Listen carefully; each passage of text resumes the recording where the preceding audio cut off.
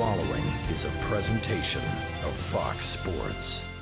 We are Fox Sports. We are Southeast.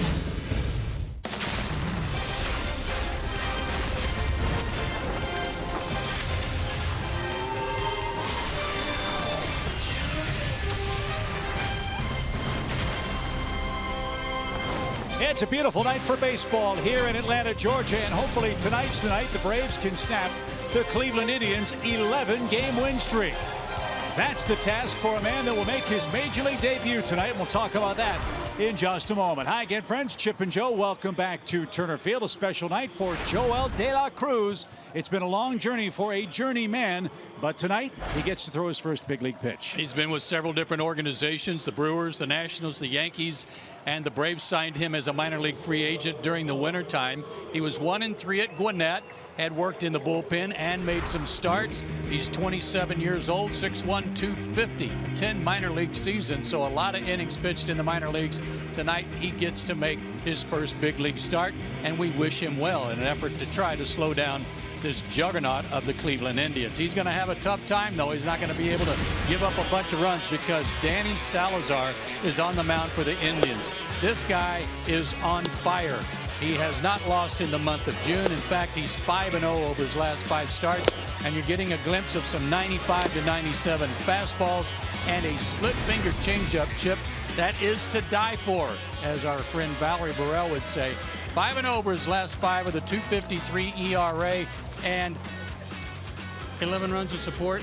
That probably works into that number as well. And so, to paraphrase the great Judge Smales, Danny, get your foot off the throat of the rest of Major League Baseball. He's red hot. The Braves will try to cool off the Tribe. We will come back and talk about Terry Francona and a fond memory he has with Braves skipper Bobby Cox next.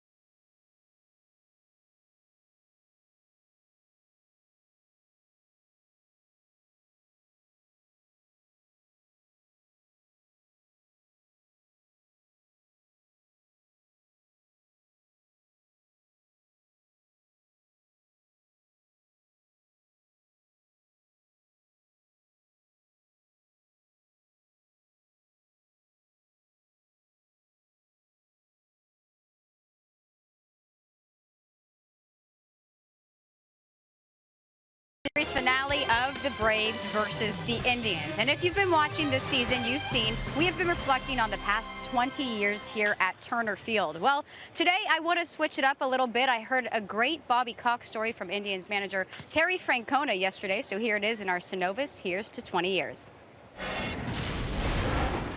It was my first year managing with the Phillies. I was a young manager, and we weren't very good. And when we'd come down here, we'd get beat up. You know, that was Glavine, Maddox, Smoltz, just beat us up. And I was talking to Bobby one day. I actually think I called him Mr. Cox. But I was having a tough time. You know, I was kind of second-guessing, worrying, am I going to be able to do this? And he said, hey, he goes, come on over tomorrow and visit with me. So I came over to his office early, and he had his feet up. He was doing a crossword puzzle. And he made a comment. He goes, how many times were we out in the field yesterday? And I thought at first he meant like arguing. And he goes, what was the difference between you and me? And I didn't know where. And he goes, you made 6 pitching changes. He goes, I never left the dugout. And I looked, and he goes, you're pitching. It's not very, you know. And that was his way of saying, hey, you're going to be okay. Just, you know, in this game, you got to pitch. And it not only did that stick with me, but it was the way he did it. He didn't know me at that point. Now, from then on, every time I see him, I make sure I say hello to him. But what's even more amazing is how he goes out of his way. And it's not just me, it's everybody. And that's probably part of the reason everybody you hear speaks so highly of him. He's such a special guy. He took the time to help a young manager, and I really appreciate it. I'll never forget it. So Braves fans, stay patient. That was another reminder that pitching is everything, and that is exactly what your Atlanta Braves are trying to do here as they build for the future. We have first pitch and starting lineups of Game 3 of the Indians versus the Braves coming up right after the break.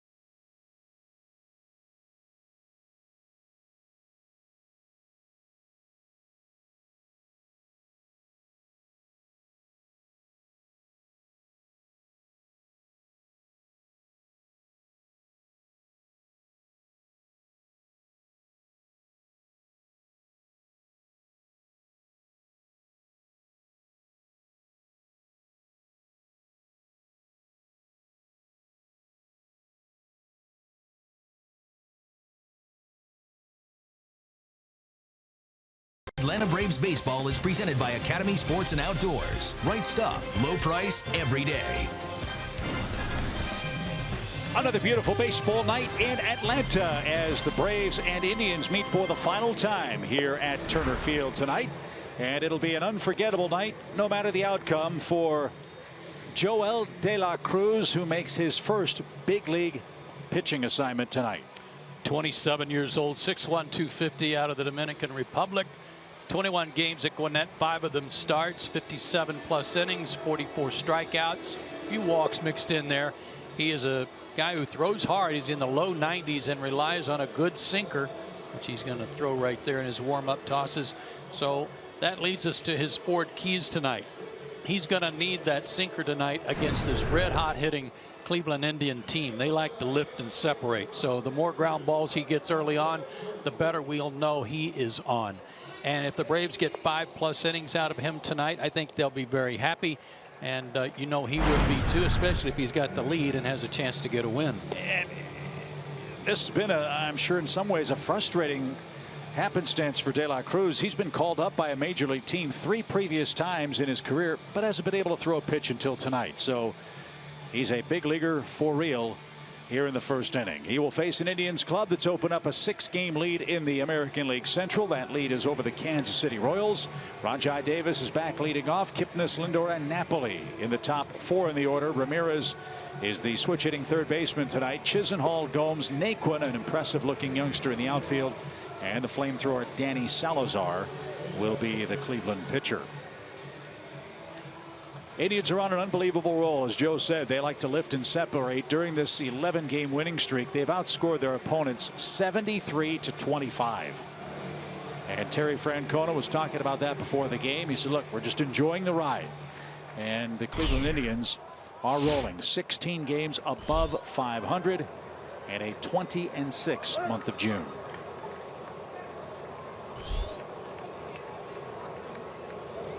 So the first pitch by De La Cruz in the big leagues is a 90-mile-an-hour fastball upstairs, and we're underway. 88 degrees officially at first pitch. The wind blowing out toward the Atlanta bullpen. This team reminds me of some good Braves teams in the 90s and early 2000s, Chip, with a good lineup, outstanding starting pitching, and pretty good defense. But they, to a man, will tell you it's our pitching that's getting it done. Yeah, during this incredible run, the Indians starting staff has a collective ERA under 2. Under 2. Yeah, and 3 complete games out of the 11 wins.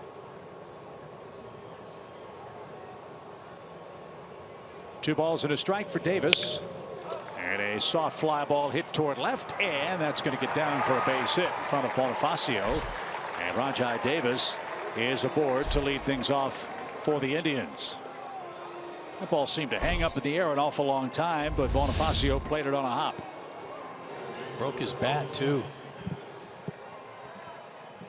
Might have been fooled by the big swing. Ball just didn't go anywhere. But something else that this team reminds me of is what I heard about them, that they're not all giddy and laughing it up over this 11-game winning streak. They're showing up every day with a game to win today. Today's game is important. That sounds very Braves-like. Jason Kipnis, 2-time All-Star, takes a strike. Kipnis with a couple of hits, including a home run in this series. Well, that stands to reason. Terry Francona's been through the wars before over in the American League. He knows about the difficulties of winning a division, a pennant, and a World Series. And while this Cleveland club is loaded with number 1 and number 2 round draft picks, there are enough veterans on this club that I would think Joe would keep that locker room grounded. Guys like Mike Napoli and Juan Uribe. Exactly. That's why those guys were brought in.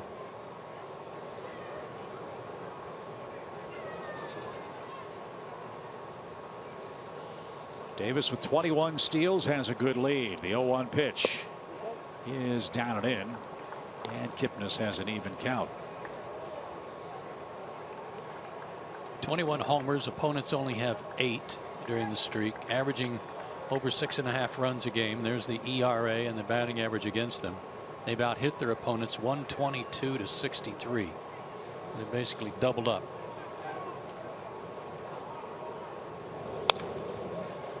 Foul back. 1 ball, 2 strikes. They've got athleticism. They've got a lot of guys that can steal a base. They have good balance, left and right-handed in their lineup. And one of their best offensive players is still on the disabled list with a bad shoulder, and that's Michael Brantley.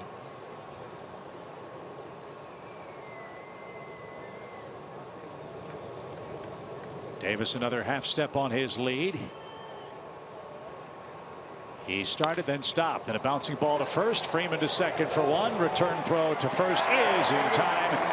That's a double play. De La Cruz needed that. Freeman starts, A first inning double play. 2 outs. Maybe that was the sinker at work.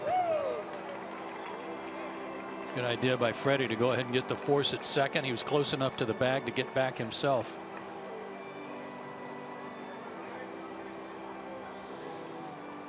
Toughest double play to turn, and that was a beauty. Well, for my money, the most impressive player on the Cleveland club in this series is the man in the batter's box. Francisco Lindor. 3 hits, 3 runs, and 2 hands worth of excellent defensive plays up the middle at shortstop. Yeah, he's the closest thing I've seen to Andrelton Simmons defensively, and he's a better offensive player. With 10 homers, 39 runs batted in. And Lindor, all of 22 years old, is hitting .312 this year.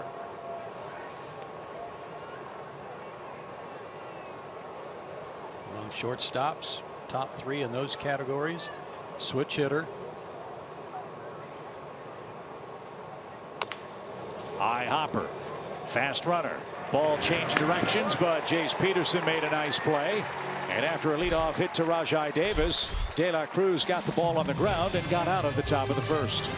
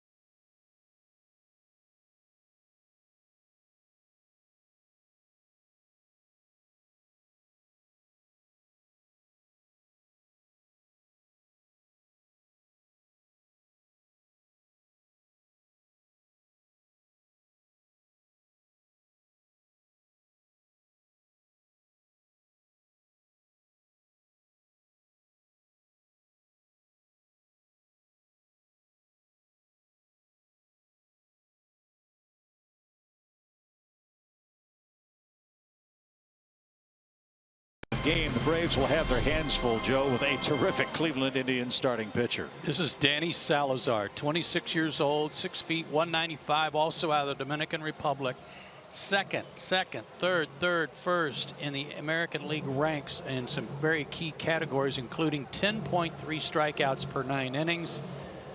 Salazar has only given up, folks, 56 hits in 86 innings. That's remarkable. And that's the best in Major League Baseball.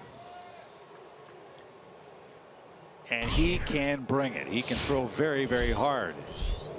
And his first of the night is nice and easy in at 92 miles an hour. But his fastball, Joe, may not be his best pitch. No, 95 to 97 with his fastball on average. But he's got actually a couple of change-ups. A split finger changeup that, according to Kevin Seitzer, has kind of like a hump in it. It's like a breaking ball, tumbling breaking ball changeup. And then he's got a circle change that is a little straighter that he can fade away from left-handed hitters. Nothing but fastballs to Jace Peterson, and they've gotten harder with each successive pitch. Well, Jace has had a great homestand. He's had a great return to the big leagues. His average is up to 271. If you see that there. Remember, he was hitting a .180 when he got sent back to Gwinnett. Line drive headed toward right center field. That's going to get down. That's going to bounce up off the fence. Jace Peterson leads off with a double on an 0-2 pitch, and the Braves are in business here in the home first.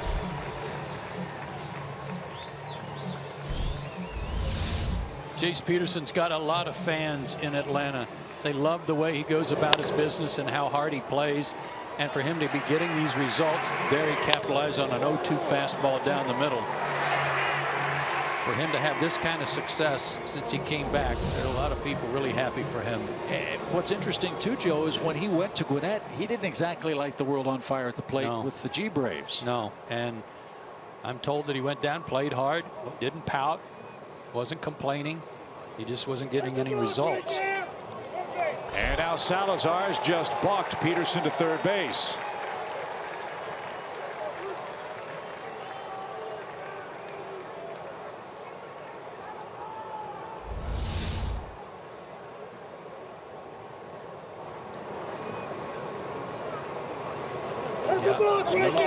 Little twitch. Hunter Wendelstedt all over it. So Ender Inciarte, a chance for the Braves to strike first here in the first. A leadoff double by Peterson on a 2-strike count. He's been balked to third, and now Ender's coming up with a .240 average.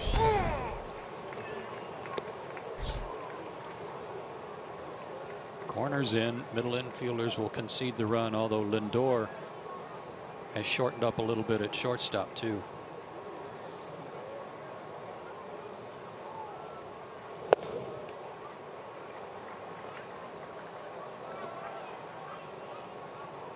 Two balls, one strike.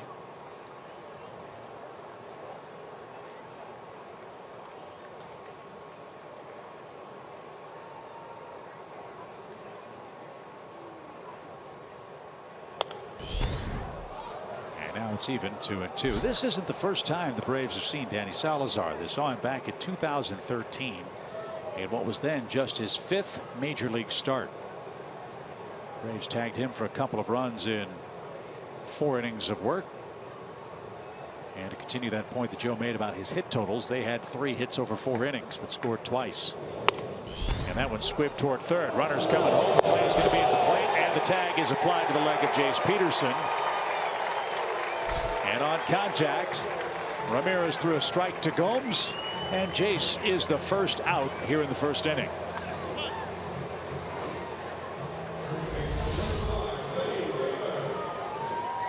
I don't like that. I don't like that play with nobody out, especially with the third baseman right there in your rear view mirror. You can see him right next to you.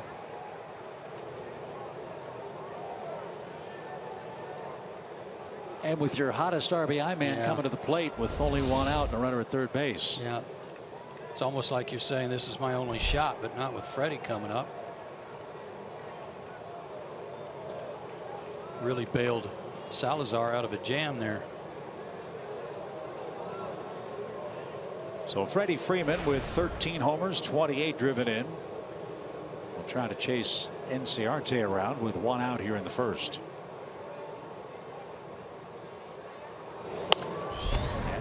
Fouled off the screen, strike 1. Braves lineup: Peterson, Inciarte, and Freddie Freeman. Markakis the cleanup man tonight. Tyler Flowers gets the starting assignment behind the plate. Ibar, Bonifacio, and De La Cruz 7th, 8th, and 9th.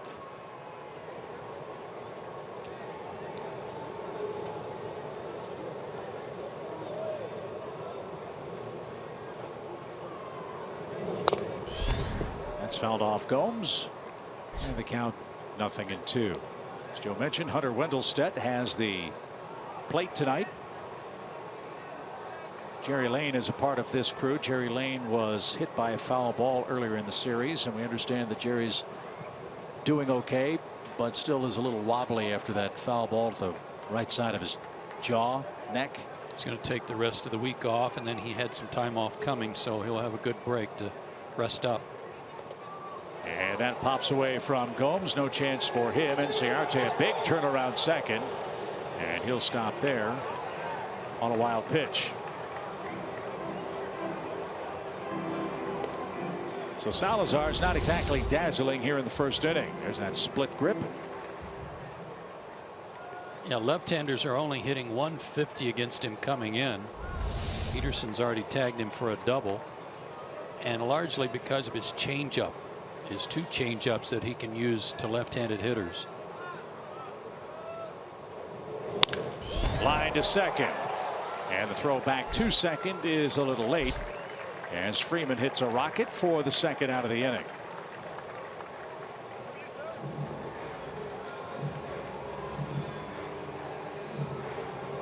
So Jason Kipnis, Johnny on the spot. That sets it up for Nick Markakis. Instead of a run in for Atlanta, they're down to their last out with Inciarte at second base.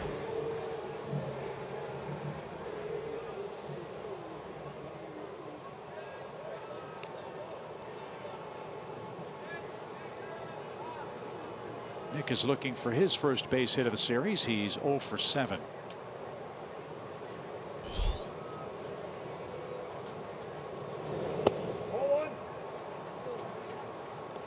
That changeup is so good that they've actually got a batting average against it recorded of .083. Lefties and righties combined.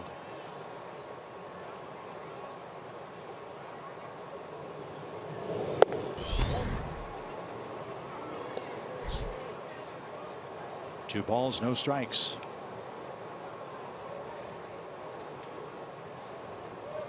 And it's work against lefties. It's really been the eye opener for Salazar this year. Last year, lefties hit .440 with 15 home runs against this guy. That's not the case this year. Lefties only have 1 home run in his first 14 starts.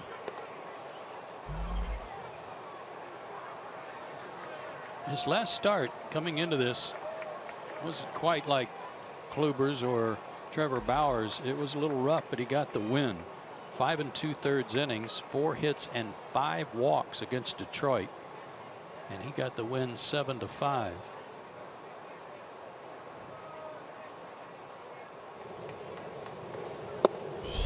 Well, how rare is it for a starting pitcher after 14 games to have almost as many walks allowed as hits allowed, yet still have a 9-3 record? And that's the case for Salazar. Tons of run support and a jillion strikeouts.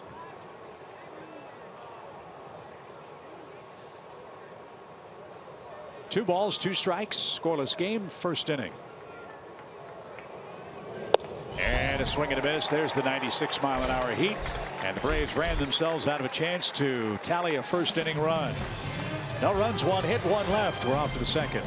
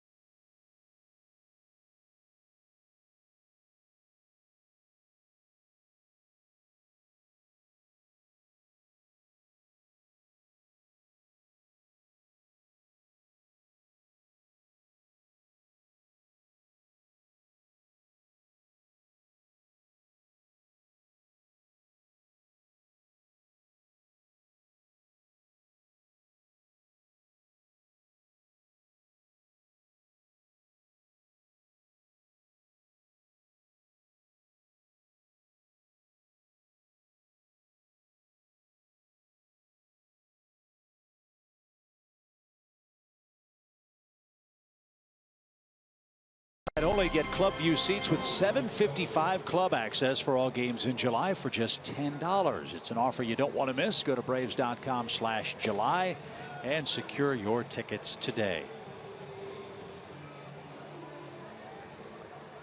Final game at Turner Field for the Cleveland Indians. They're running into Joel De La Cruz, who gave up a leadoff hit, then got a double play And a ground out to second to escape the Indians first. And now he'll face Mike Napoli, who's the cleanup man and the Cleveland first baseman.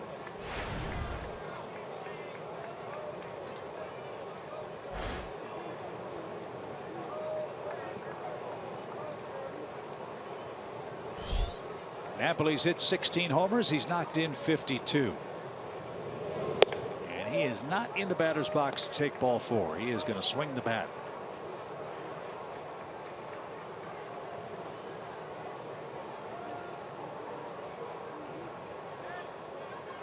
Napoli far and away leads the Indians club in strikeouts. But he's tied for the team lead in homers. And he is their team leader in runs batted in.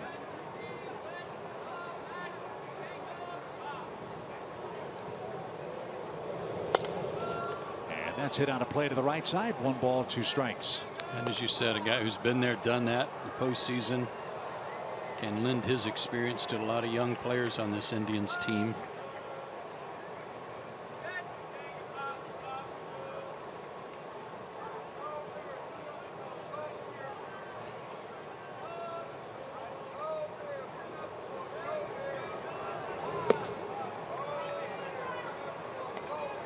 Two balls, 2 strikes. Hardest to contain that adrenaline flow for the guys who go out there for the first time, not wanting to just pitch. They want to air it out, throw hard. Ripped into left and right at Bonifacio, who's able to move 2 steps to his left. He got Napoli for the first out. And that's the last thing that De La Cruz needs to do tonight. He's got to actually stay within himself and make sure he gets that sinker working. And it was in the first inning. Here's Jose Ramirez, former shortstop, now I want to say a utility player, but let's just say a multi-tooled defensive whiz for the Tribe. He's played the outfield. He's playing third base tonight. He's a .292 hitter. And that's upstairs, ball 1. I like him a lot. What we've seen in 2 games.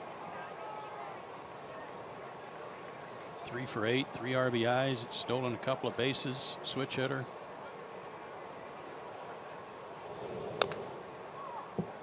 He's played left, he's played second, he's played short, he's played third.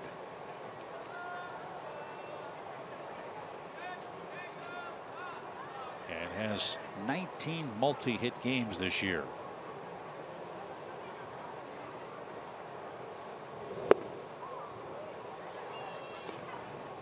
And another reason the Indians like him so much, he's the 4th toughest hitter to strike out in the American League. So he's going to put it in play, and he's done that a lot in this series. He's 3 for 8 with 3 RBIs. And a bouncing ball foul at first. 2-2 for Jose Ramirez, the Cleveland third baseman.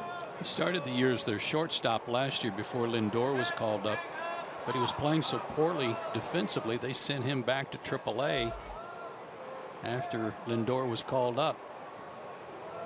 Came back, played third, played left, and has done a nice job, and it's some second base too, as you said. Chase Peterson at second with a backhand play, and his throw is low, and Freddie Freeman couldn't handle that, and Freeman might have gotten conked on the head as Ramirez sailed by the first base bag. The ball ends up in the Atlanta dugout, and that'll be a Chase Peterson error. Oh boy, he got punched. Well, actually put his hand on his back and took an elbow to the head. Just a horrible throw by Jace, who didn't get anything on it.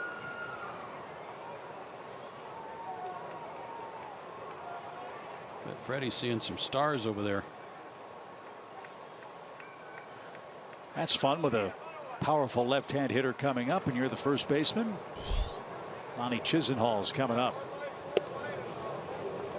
Chisenhall touched off a 3-run homer here the other night. He's got 4 hits in the series. And And he's as hot as can be. 8 hits in his last 13 at bats.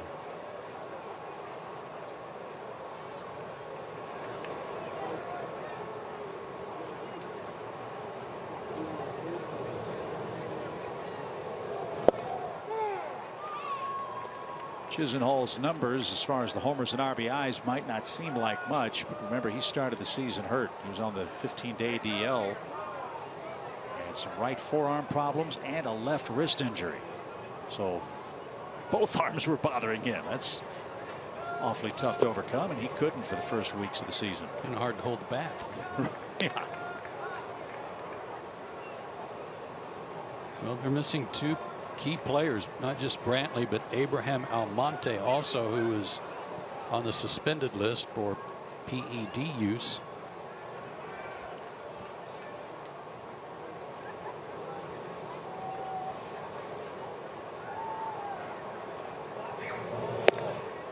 That's up and into Chisenhall. 3 balls and a strike. Catcher Yan Gomes waits next.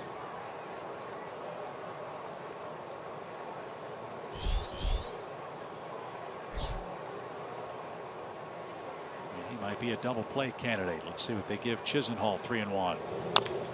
It's a slow roller hit toward first, and right at the bag, Freddie Freeman steps on top of that. Chisenhall rolls out for the second out. There's a break.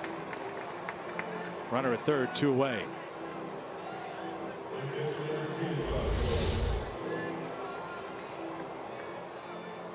Ball running down and away from Chisenhall. And that's what happens when you try to pull that pitch. Easy, slow roller. Good pitch by De La Cruz.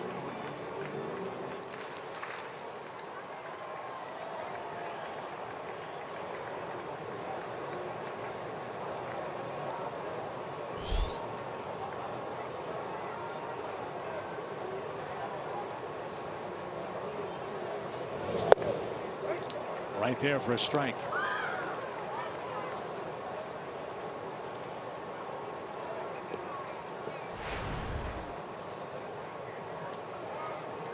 Low average for Gomes, but still 30 RBIs this year, including 8 homers.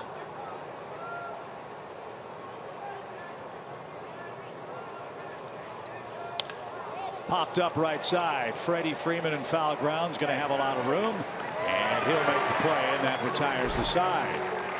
De La Cruz pitches around a 2-base error by Jace Peterson. He keeps the game scoreless. We're in the middle of the second inning.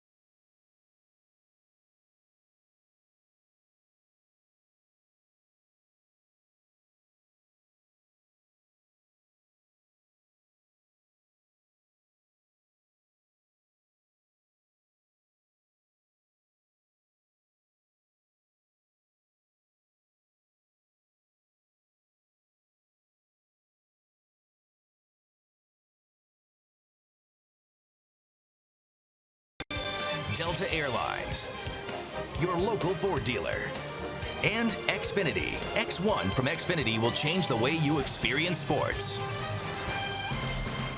Scoreless game. We're in the bottom of the second inning. Adonis Garcia, Tyler Flowers, and Eric Ibar are coming up. That youngster will be the Braves' first-round draft selection in 2026. I think he would like that.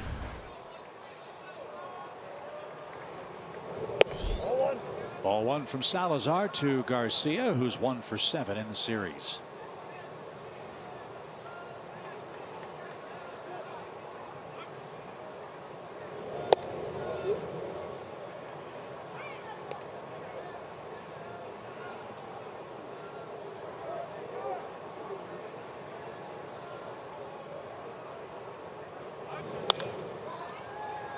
Popped up right side. Napoli will give chase and will run out of room.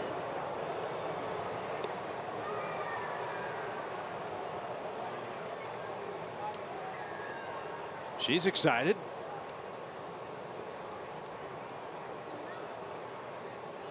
Guessing her little brother caught that foul ball. She just couldn't contain herself. Pitch.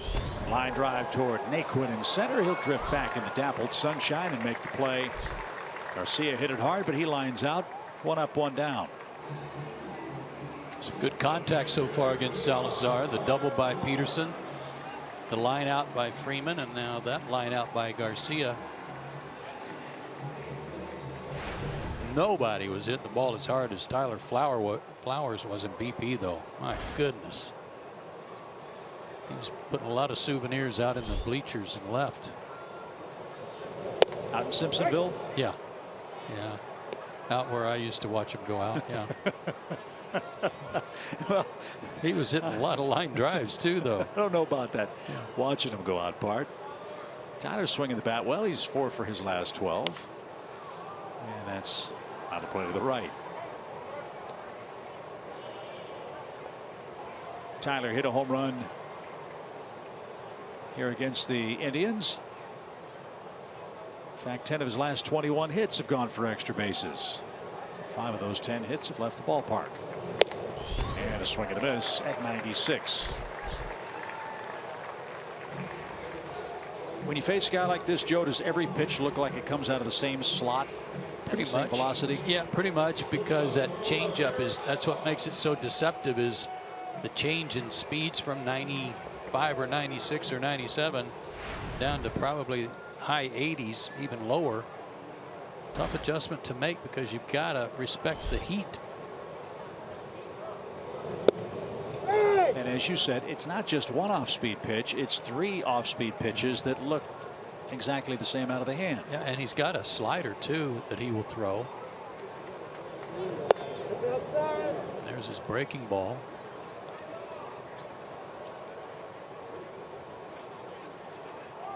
But an .083 average against his changeup. That is amazing.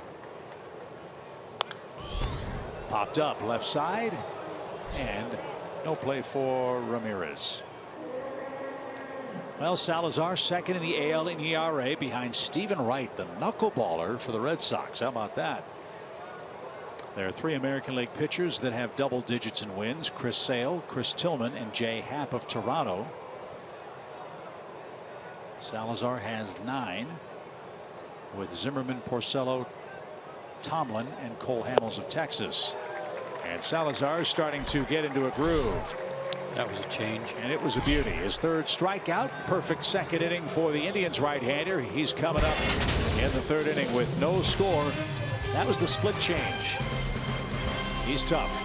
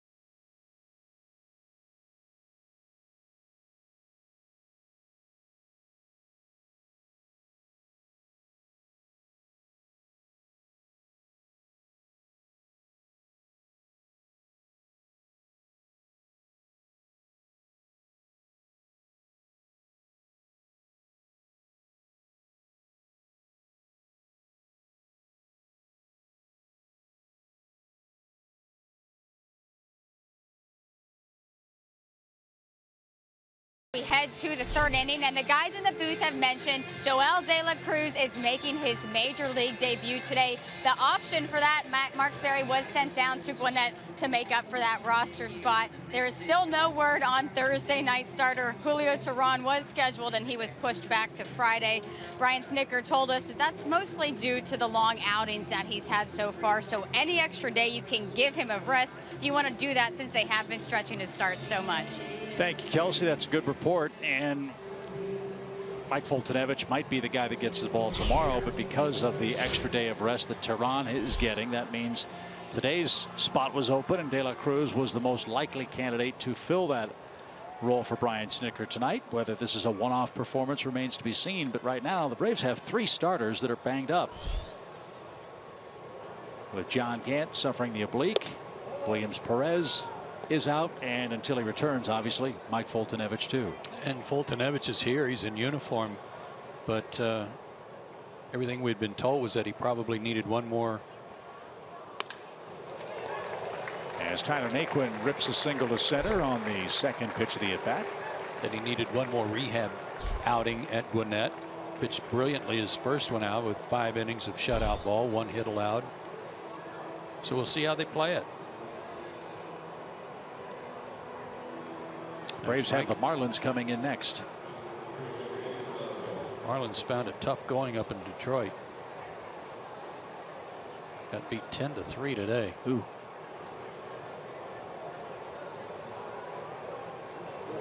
Adam Conley got beat yesterday. He looked terrific over the first 4 innings, and then the Tigers erupted with a 7-run 5th inning. Cabrera, Iglesias, and Castellanos all hit home runs in that inning for the Tigers. I think Kohler got roughed up today against Daniel Norris, and there will be a familiar face on the Miami roster when the Marlins get to town tomorrow. Paul Clemens was let go and claimed, and I forget by whom. Padres, I think. Yeah, it was the Padres. Joe Reyes. How about that? Is a Miami Marlin now.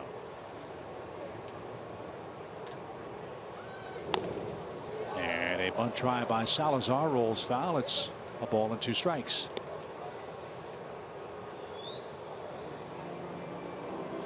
Good for Reyes. What's the old saying? Left-handed and breathing.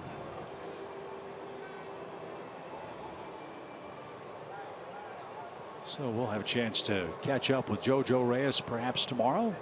Braves start a 4-game series here in Atlanta. 3 of the 4 here. The 4th game Sunday night up at Fort Bragg. 1-2 pitch is bunted foul at the plate, and Salazar is struck out. And that is the first big league strikeout for Joel De La Cruz. Boy, you think about the hundreds of innings this guy has pitched in the minor leagues to finally say, all right, I've struck out a big league player. Yeah, right now he's king of the mountain, and he's in a scoreless tie here in the 3rd. He ought to be feeling pretty good about himself. He's keeping the ball down for the most part, hitting spots.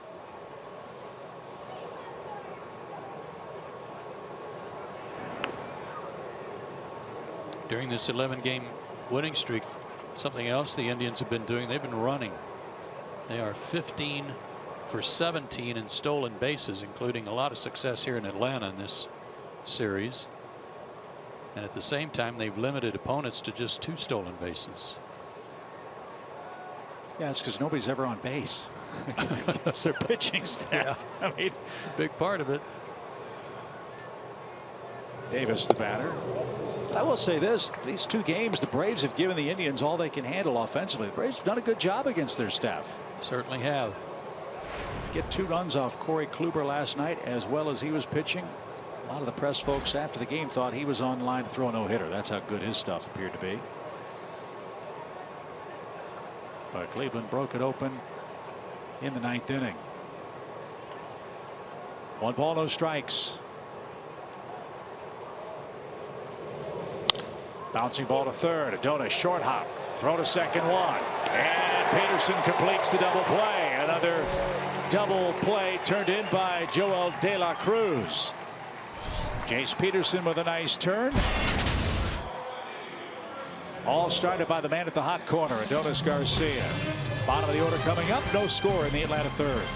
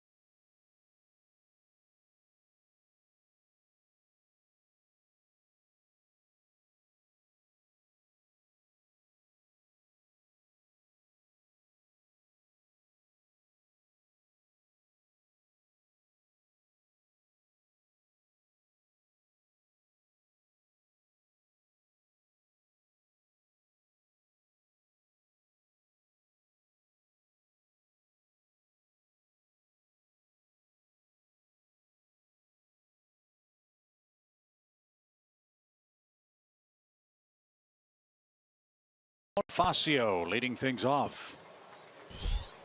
Medio 3 out of 15. And takes the strike.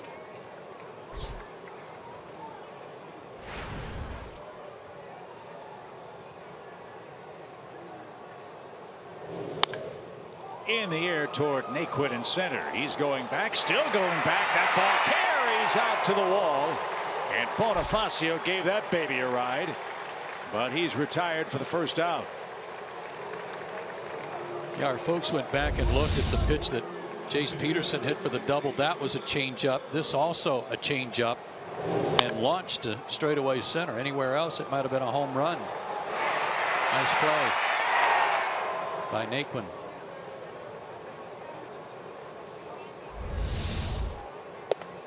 So De La Cruz will bat for the first time as a big leaguer, and he's down a quick strike.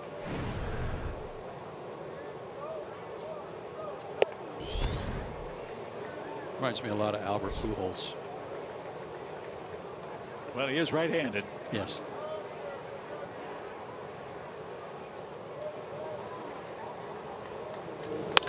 Line drive. He's got a base hit on an 0-2 pitch. Have yourself an inning. First big league strikeout, first big league hit.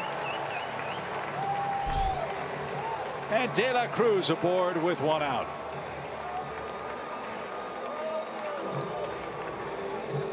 That ought to put a smile on his face.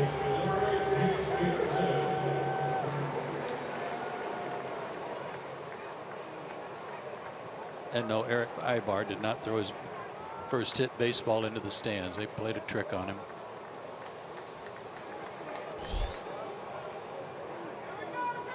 Jace Peterson doubled to start the game. He hit an 0-2 pitch.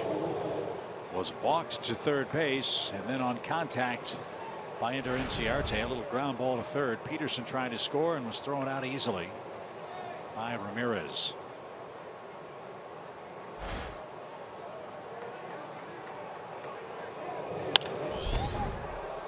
Out of play left side. It's now a ball and a strike. One of the scouting reports I read about Salazar is because everything, Joe, is hard, everything is max effort. As a result, he's sometimes a 5 or 6 inning pitcher.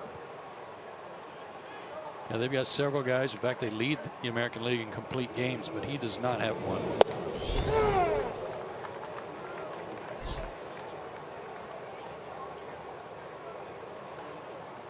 He's solid. He's 6 feet, 195.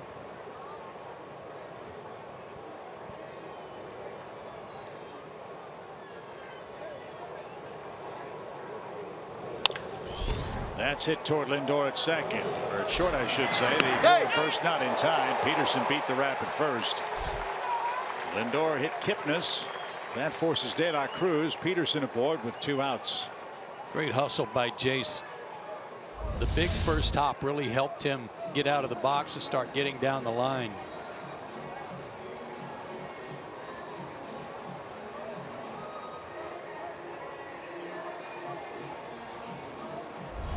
Indians were going to take a look at that in their replay room, but decided against an appeal there. And last night we had some appeal fireworks with Hunter Wendelstedt, the first base umpire last night. Jeff Francoeur frustrated over that bang play that took Enciarte out of the 9th inning. Not enough evidence to change the call, which was out.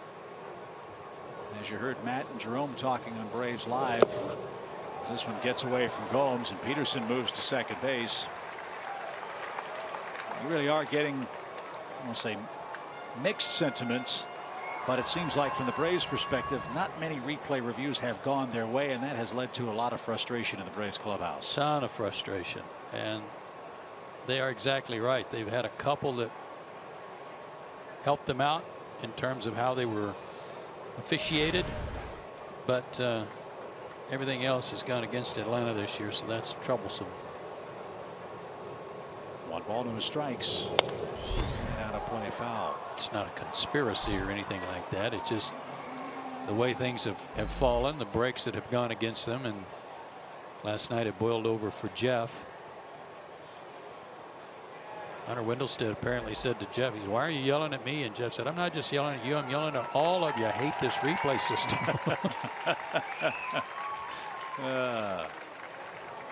1-1 pitch is ripped foul. And Ciarte now behind in the count. 1 ball, 2 strikes. Well, with the Olympics coming up, Jeff is the American gold medal hat tosser. Yes, exactly. Well, he got tossed, but he had then went into hat tossing.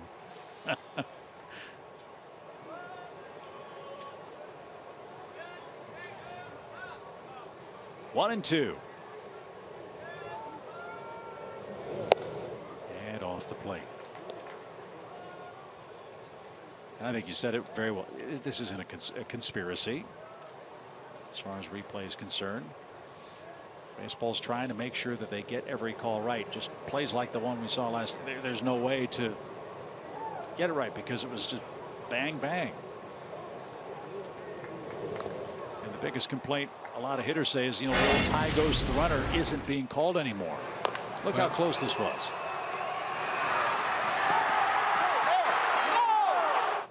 I'll stand by what I said last night. If he'd called him safe, it would have stood also. Question really was, did he have control of it?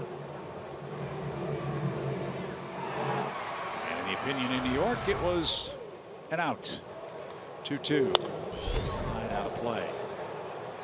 What I don't like is sometimes we're seeing a lack of salesmanship of the calls. I mean, the call last night by Wendelstedt, an exception. A lot of times when we see that play at first, we'll just see a semi-routine raise of the right hand. He's out. The old days, you'd see the umpire really pump the fist and emphatically demonstrate the call. But now with replay, it seems like there is reluctance to have a call reversed on review while the replay is being shown on the scoreboard. Because that's where it's going to go. Everybody sees what they want to see on the digital replays.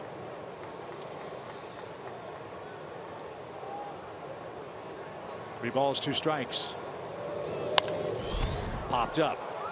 Left side, Ramirez in foul ground. He's going to have room. And he puts the squeeze on that. No runs, a hit, a man left. Joel De La Cruz has his first major league hit. No score after 3.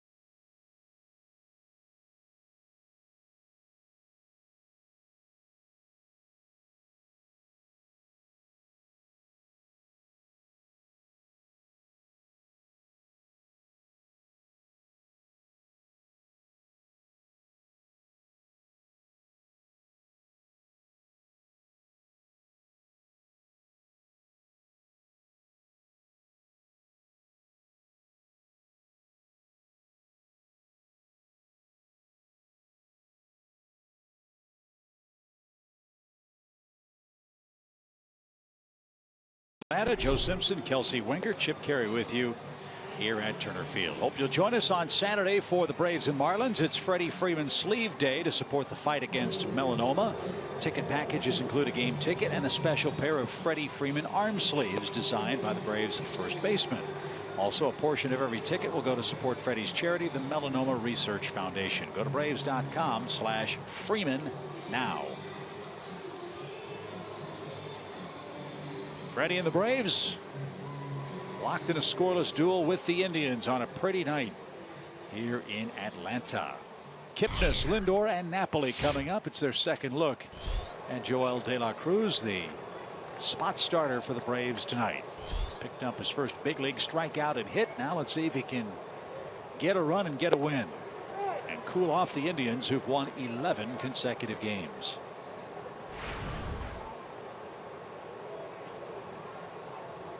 De La Cruz has gotten a couple of double play balls tonight, one of them by Kipnis in the first inning. Good sinker there. Took a little off that one. It's more like a changeup.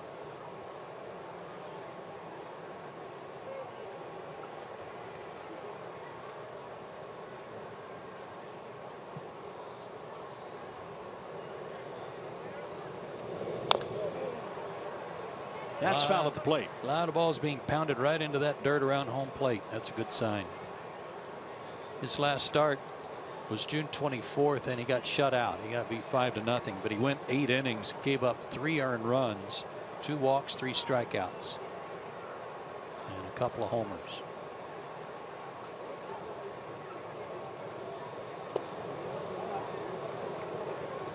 He's the 15th rookie to wear a uniform for the Braves this year, and he's the 7th man to make his major league debut in a Braves uniform this year.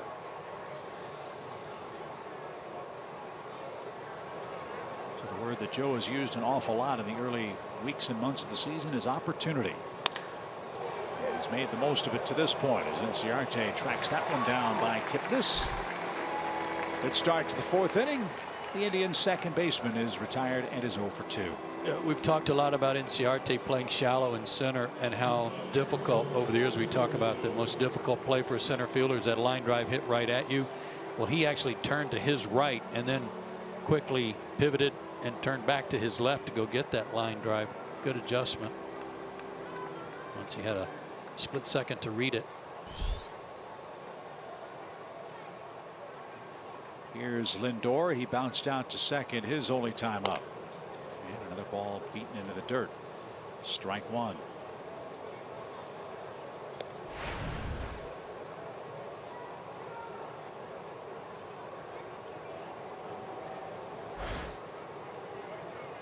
Lindor's hit safely in his last 4 games for Terry Francona.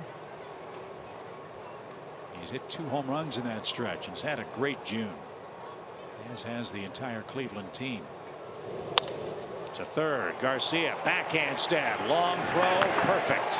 And Lindor is out number 2.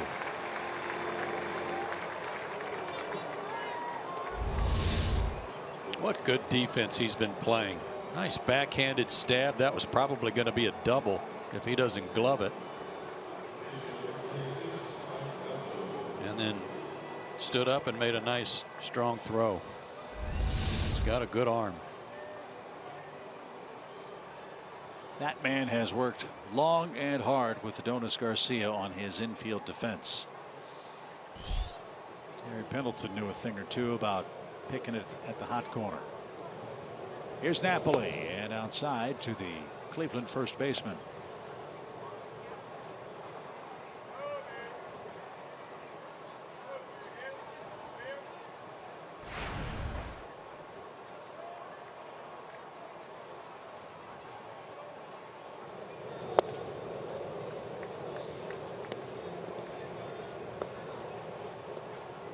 Cubs won today in Cincinnati 9-2. Anthony Rizzo with an inside the park home run in the first inning for the Cubs. Phillies beat Arizona 9-8-10 today out at Chase Field. Arizona got awful news last night, didn't they? Zach Greinke, an oblique problem. He's going to miss some time. Diamondbacks now 13-28 on their home field. That is a shocker. Low ball 3 to Napoli. 3-1 your count. Especially for a team that had such high hopes. I mean, they fully expected to not just contend in the West, but win it. And they might be playing themselves into the role of sellers at the trade deadline, not adders. As Napoli walks with 2 outs. First free pass issued by De La Cruz. And that'll bring up Ramirez, who reached on Jace Peterson's throwing error his first time up. Like you said at the start of the broadcast, if the Braves could get 5 out of De La Cruz, they'd be thrilled. His pitch count is very manageable at this point.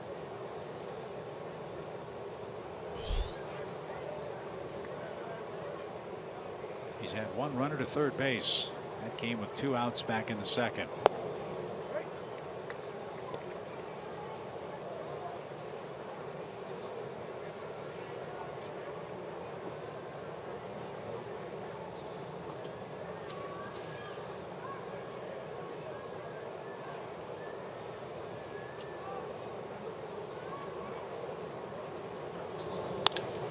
Line drive into right center field. Can Markakis cut it off? Yes, he can. Napoli on his way to third. The throw comes into second. It's going to be late. And Ramirez with a 2-out double sets it up for Cleveland with 2 outs. They're at second and third and still scoreless. This guy just continues to impress.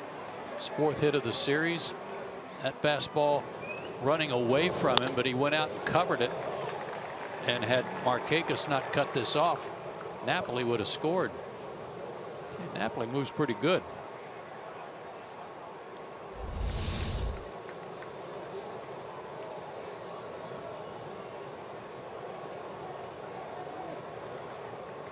So let's see how the Braves approach Chisenhall. You've got second and third and a base open, and Gomes is a struggling hitter. Let's see if they give Chisenhall, I beg your pardon, anything good to hit. I wouldn't. I mean, this guy's just up from AAA and making his first big league start. That means he's got to throw strikes to Gomes, but Gomes is really scuffling, especially against right-handed pitching. Well, let's see if Chisenhall gets himself out. Let's see how many pitches they throw. First one is high and tight. I never liked this play. If you're going to walk him, because the chance of making a mistake on a pitch like that could be devastating to your chances to win the game.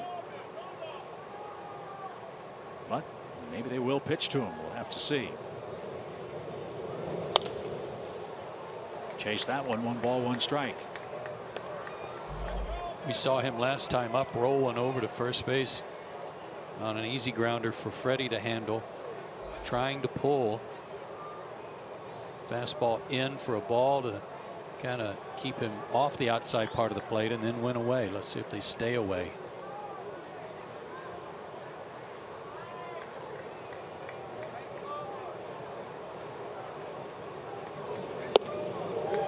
Good pitch.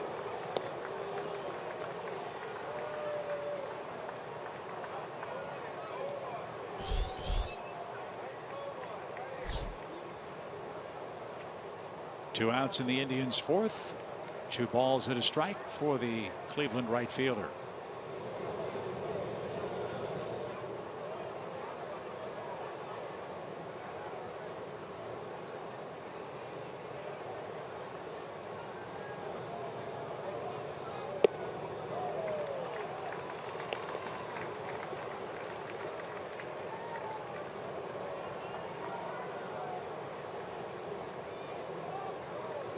And obviously, he doesn't have to give in here.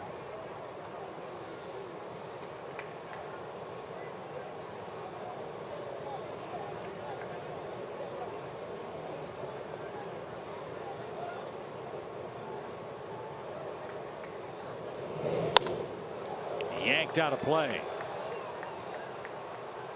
Very nearly that mistake you were discussing earlier.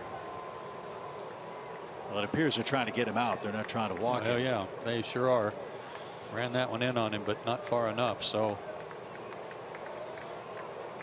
3-2 count now. A chance to put him away.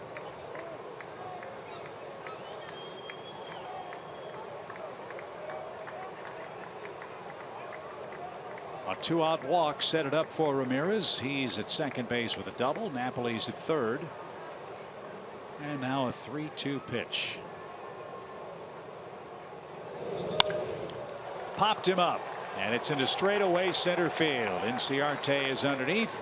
He's got it. They pitch to Chisenhall and live to tell the tale. Little 2-out trouble, but De La Cruz gets out of it. Freeman, Markakis, and Garcia coming up. Still no score.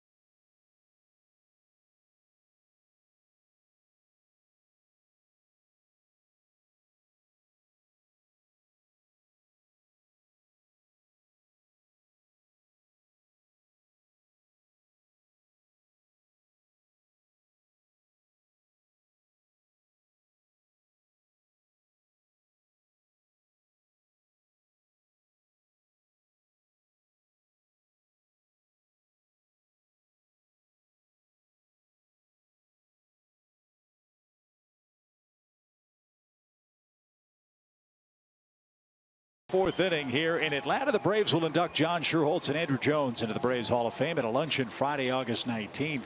Make sure you get your tickets before they're all gone. All guests are guaranteed to sit with a former or current Braves player, coach, alumnus, or Hall of Fame member.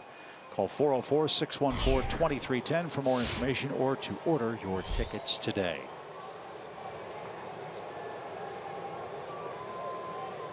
As John Schuerholz said, that will be a crowning achievement for what has been a remarkable baseball life and baseball career. He calls this year his 25-50-75 year. 25 years with the Braves, 50 years in professional baseball, and 75 years on the green side of the grass. And to commemorate that, John will be honored with a Star Wars bobblehead doll here on the 1st of July. That's right. I mean, what else? What else can you get better than that? Tipped by Freddie Freeman, 2 balls and a strike. I mean, I kind of like Jedi John. I'll tell you what, better. You've been here longer than I have. I'll let you drop that on Mr. Schuerholz. Okay. First and see how it goes. As Salazar evens it up with Freddie, 2-2. Well, he's already released me once. I mean, I've already been through that. Swing and a miss. That is some kind of pitch, isn't it? How does anybody hit it? And not many have tonight. That's the 4th strikeout. Yeah, that's the tumbler. And it's when you're behind in the count and he's throwing 95-96 and drops that on you, it's just ridiculous how hard that is to stay back.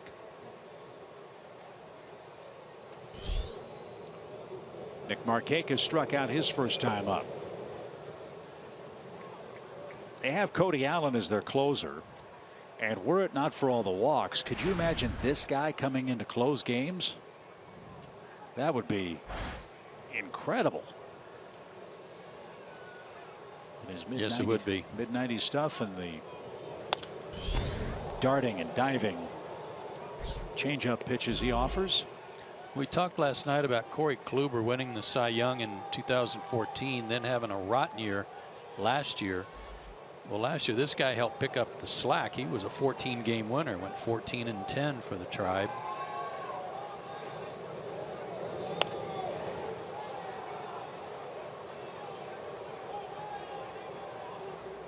He was trying to help Gomes out. He said, incoming.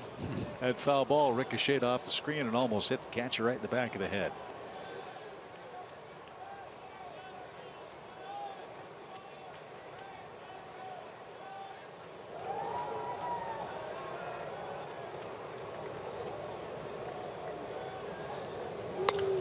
Line down the right field line. Fair ball. That's headed for the corner. Markakis is on his way to second base. That's his 22nd double, and it comes with one out here in the home fourth. That was something down and in. He threw him a slider before this that he fouled back. That looked like a changeup.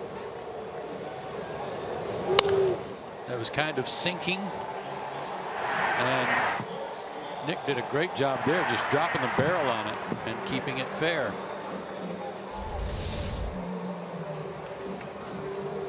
So some good contact by the lefties tonight on the changeup, which a rarity. I was going to say, as you said, doesn't happen often. No.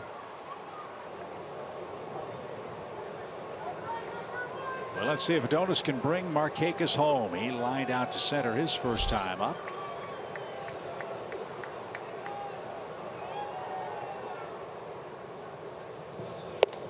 And a strike.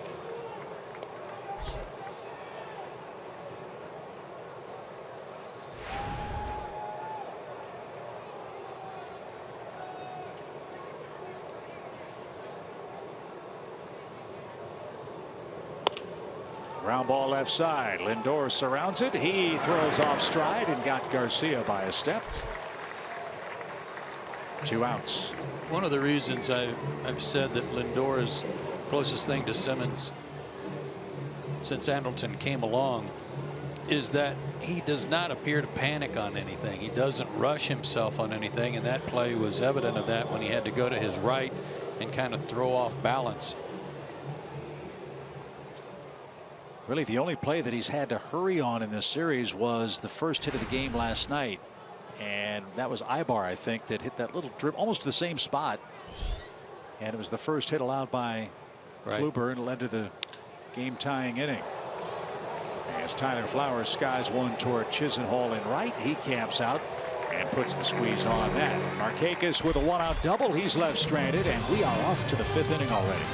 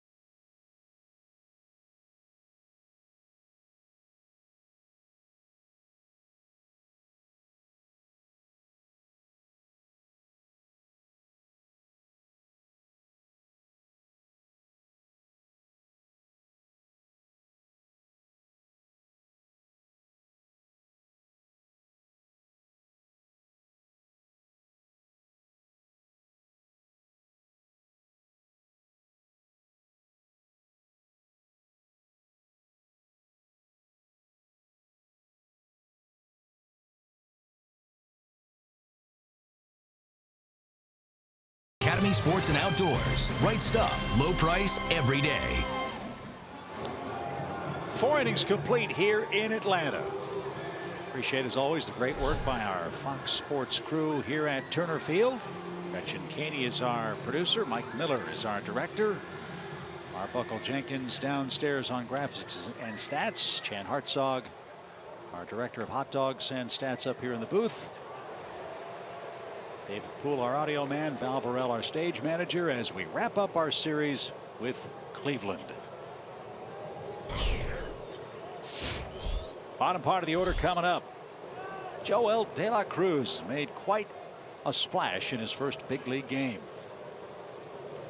4 scoreless innings against the hottest team in the majors. He's picked up his first strikeout, his first big league hit.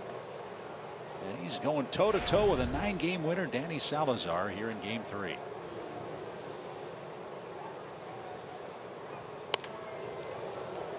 There were years, for many years, where teams could sign a guy off the street, bring him in, and let him pitch his first big league game against the Braves, and he would dazzle. Do you remember that? It was weird how guys would come out of nowhere, and because the Braves hadn't seen him, they hadn't had a chance to check him out, they always seemed to pitch a good ball game, always gave the Braves fits. I feel like that's what's happening tonight in reverse, is that in addition to making good pitches and having a good sinker as he needed to tonight, De La Cruz has the advantage of these guys not having seen him. He's walked only 1 man, struck out 3. Yeah, I'm not taking anything away from him. He's pitched well. Line right back where it came from, and Peterson with a diving try couldn't get it. And that was a missile right up the middle. From the guy we said last inning wasn't hitting anything, especially against right-handers. They wanted a high target, couldn't get it there. See the difference at the big league level between Flowers' target and where he threw it.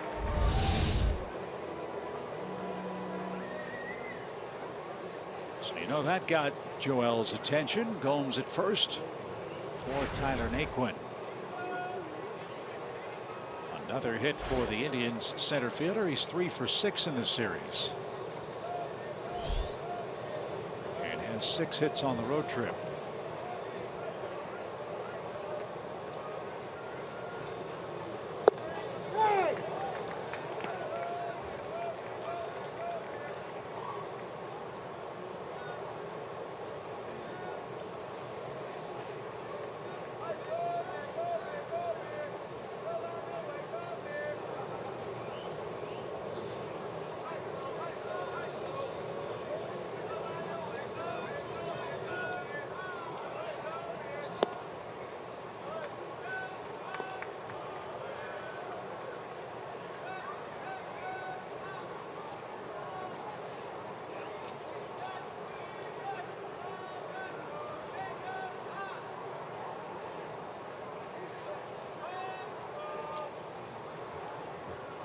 See what the Braves cook up here with an even count. To the pride of Spring, Texas, Tyler Naquin. Ground ball towards second. Peterson will lose his footing and still make the play at second base. That could have been disastrous, but a marvelous scoop by Ibar to get the force play. Yeah, he got a little help on the other end when he couldn't get his spikes to plant. I don't know who was growling there, but it might have been Jace. His feet went right out from under him. Fortunately, the ball missed the arm of Yan Gomes too. It turned out all right. Now Salazar's up. He struck out trying to bunt back in the 3rd inning for Cleveland. He's now 0 for 3 at the plate during his run of interleague play. And that missed outside, ball 1.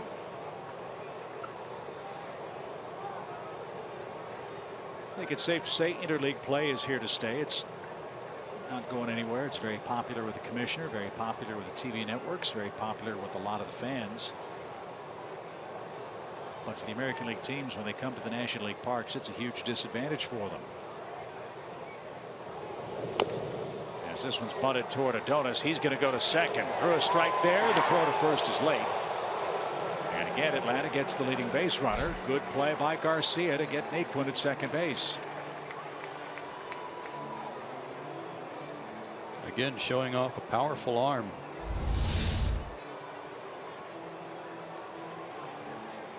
He planted and threw it without trying to take a crow hop, and that's what he had to do to get the out. So top of the order, Rajai Davis. 2 outs. The disadvantage for the AL teams: 1, their pitcher has to hit, which doesn't happen in the other league, and 2, they lose their DH.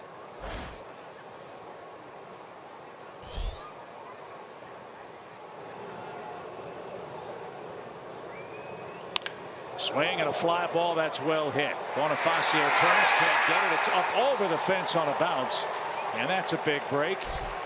Salazar will be stopped at third base as Rajai Davis rips a ground rule double for his second hit.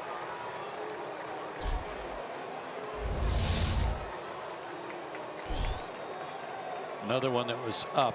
Missed his location a little bit. Was trying to throw a sinker, but it flattened out. Beginning the 3rd time through the order.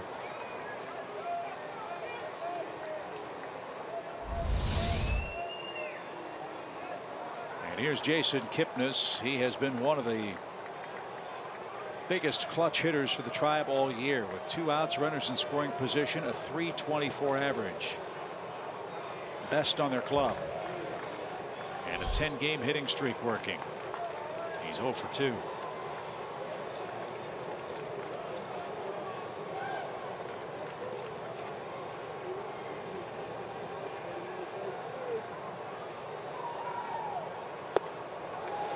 Good pitch choice. Yeah, took a little off. Good choice because you know he wants to, Kipnis wants to drive in these runs. A little aggressive. Kipnis looks like if he got upset with you, swung and missed, he'd just take you down and pin you before he let you throw another pitch.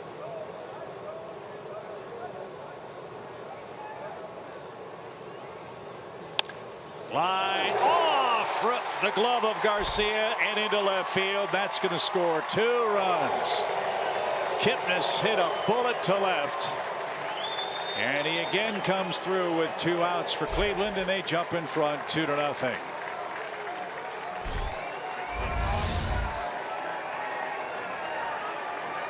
It was up again, trying to run it away, and he went with the pitch. To his credit, out of the reach of Garcia. RBIs 43 and 44 for Kipnis. 11 RBIs during an 11-game hitting streak now. That hit streak the longest for the Indians this year. Right now Lindor bats. He's hit 2 ground balls and is 0 for 2. So 2 runs, 6 hits for the Indians. The pitch a strike. The Flowers throw to second is going to be late. It short hopped, and Ibar had to reach up to catch the ball, and that cost him a chance to tag out Kipnis. 5th of the year for Kipnis. Good pitch to throw on for Tyler, but a short hop.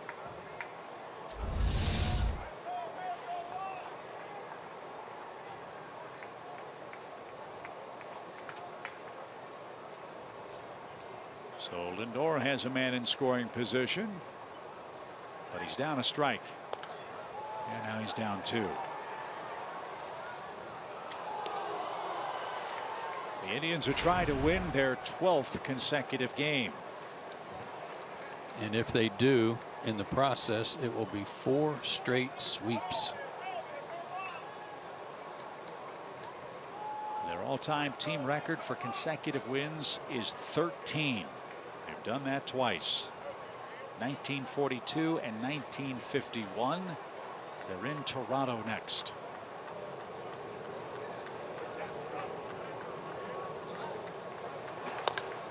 Bouncing ball, foul. We'll do it again. But if they go to Toronto and swing the bat like they can, and Toronto does what they've been doing, I think Donaldson hit another homer today for Toronto. There might be some 20-19 games up there. Carlos Carrasco and R.A. Dickey will pitch in the opener tomorrow night. Then 3 straight day games up at the Rogers Center. 0-2. In the air center. Inciarte back to the infield. Drifting back. Still going back. And he hauls it in.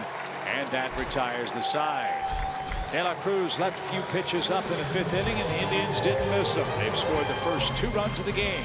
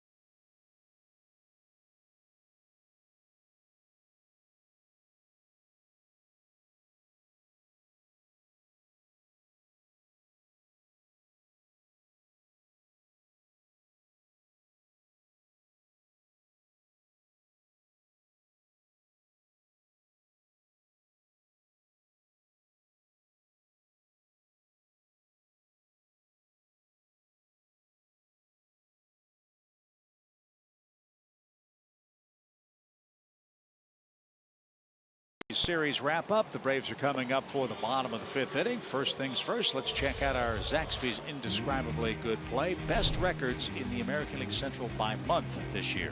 Yeah, the White Sox got off to a blistering start. They went 17-8 and then stubbed their toe in May. So then it was the Royals' turn. They had a great month of May, and they've had a bad month of June. And the Indians, well, we don't know what's going to happen next month, but we know they've had a great month of June. Well, they've got the Tigers in July. That's good news for Cleveland. They've won the first 9 games head-to-head with Detroit. They're 9-0 against the Tigers. They have 3 with Kansas City, 3 with Baltimore, 2 with Washington. Those are the highlighted games next month for Terry Francona's club. Their lead is 6 over Kansas City, which lost Lorenzo Cain last night. Pulled a hamstring running the bases. That's another critical injury for Ned Yost's club. As Eric Ibar leads off and fouls one away, he's behind 0-2. Had they just gotten Gordon back just a week ago or so? Right. So just when it looks like they're about to get healthy, something else comes along for Kansas City.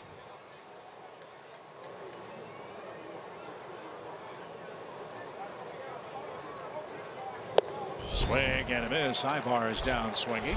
5 strikeouts. And that's what happens when you maybe guess off speed. You get 96 and you're late. Here's Bonifacio. Interesting, isn't it, with regards to Kansas City and New York, the 2 teams that played in the World Series last year.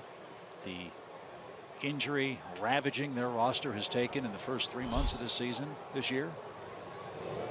Somebody today, I was listening to someone covering it and talking about how maybe, especially for Kansas City playing deep into October for 2 years in a row, maybe it's finally taking a physical toll.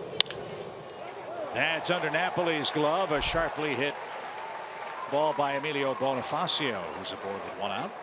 They were also applying that to the Mets, but then I got to thinking the Braves played deep into October for 14 straight years. And I don't remember it being an issue that people brought up and said, well, they're playing too much. I don't recall that at all for a team like Atlanta and all they did.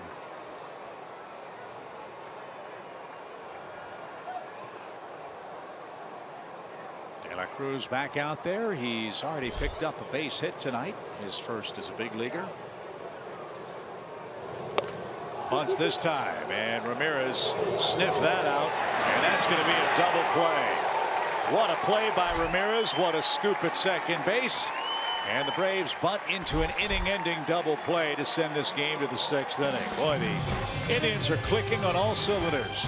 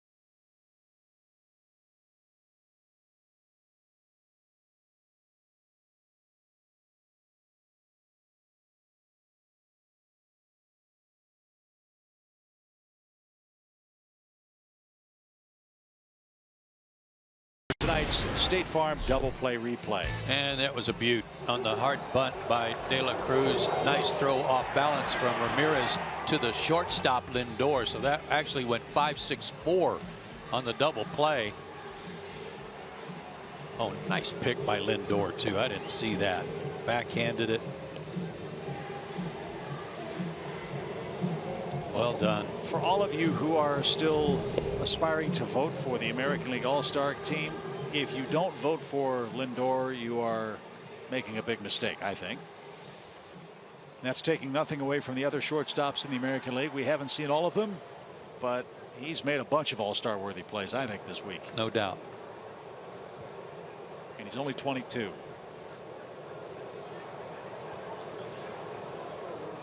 So De La Cruz back to work for the 6th inning. Napoli, Ramirez, and Chisenhall are coming up. And that's pulled foul for strike one. Well, and some confidence too from Brian Snitker and Roger McDowell in Joel, and letting him go back out there. He gave up the 2 runs through 5 innings, which is what they were hoping for, and let him hit for himself, although he did bunt into the double play, but go out, save the bullpen another inning or 2. Rolled toward third. Foul.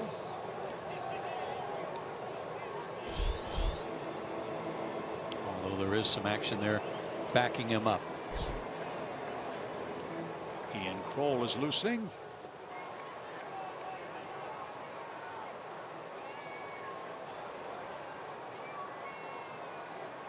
De La Cruz uses so much rosin. If he's not careful, that arm might stick to the jersey. But it's a hot, sticky night. You can understand why he's going there. The pitch bounced away from Flowers. 1 ball, 2 strikes. Yeah, between the rosin and dirt, he's been rubbing around on the dirt a lot too, trying to dry his hand.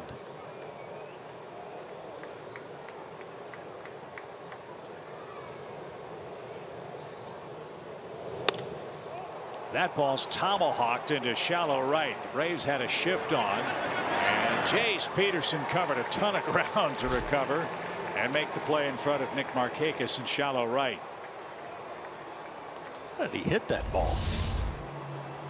It was almost helmet high.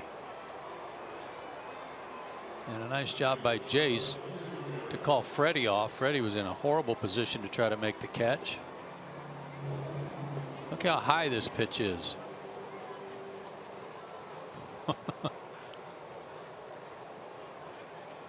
was like an Evan Gattis special. You're right. That's a good call. Here's Ramirez. He's gotten on twice. Once by error, once by a double. Speaking of Evan Gattis, his Astros are scoring a ton of runs. Well, they're almost as hot as Cleveland. Houston's won 9 of 10. They're leading the Angels, beat the Angels, I should say, 10-4 today. Remember, Houston got off to that terrible start. Crummy.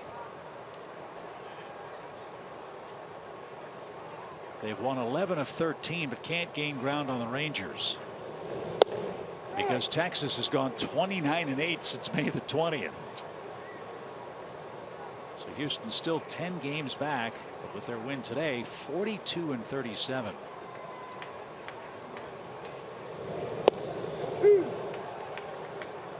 Ask Chan to look up what Evan Gattis has done. He had 2 hits today. I don't know what power numbers are average for Evan. Got off to a great start after coming back from the disabled list. He's even catching some for them, not just DHing. As this one's hit towards center, Ramirez will be retired, and 2 are out. Is that 12 homers, Chan? 12 homers, 32 RBIs, and a .222 mark. Good for Evan. Well, that's exactly why they wanted him. They could care less about his average. They got guys that can hit for average.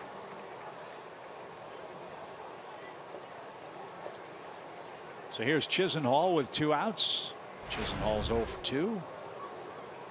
He's bounced out to first and he's flying out. The Braves will have the top of the order coming up in the 6th. They're down 2 runs. And that one's down the right field line and seats.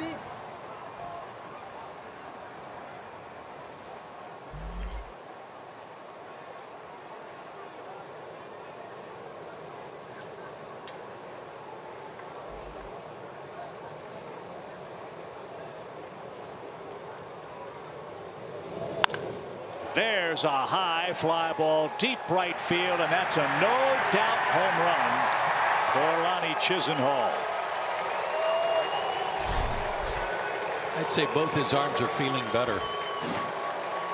What'd you see, the term you used earlier in the series, lift and separate? Yeah.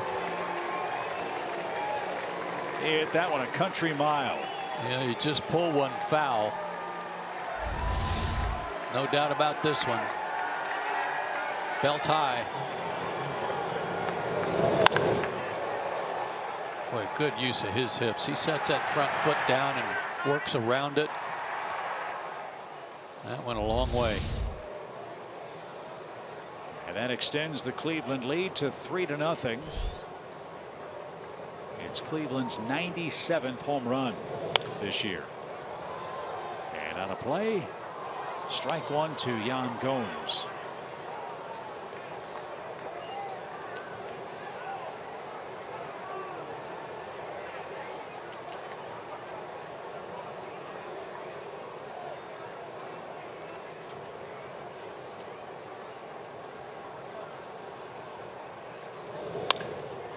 Another shot to right, but this one's going to stay in the park. Nick Markakis to the edge of the track, and that will retire the side. Chisenhall with a 2-out solo home run deep to right. In fact, all 3 Cleveland runs have come with 2 outs tonight. It's 3-0 in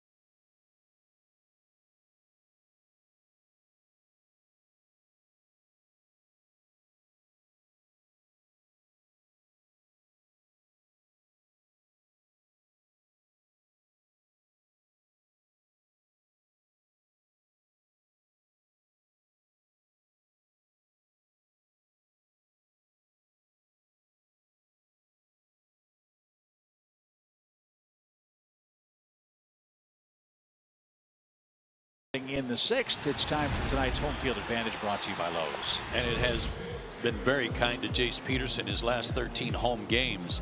370 average, great on base percentage, and out of the leadoff spot, 8 runs scored, and he's hit in all 13 of those home games.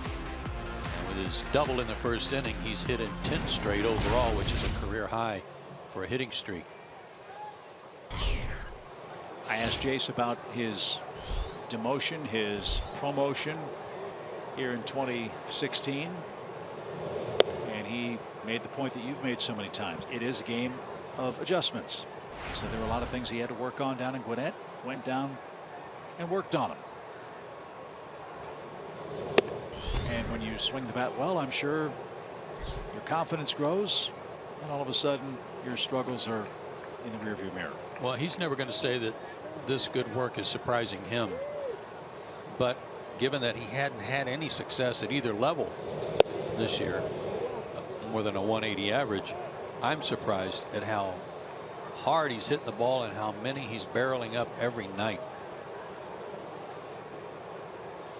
He is short, quick to the ball. He's not casting his hands out and rolling over pitches, trying to pull everything like he did at the end of last year when he was playing with an injured thumb that we didn't know about.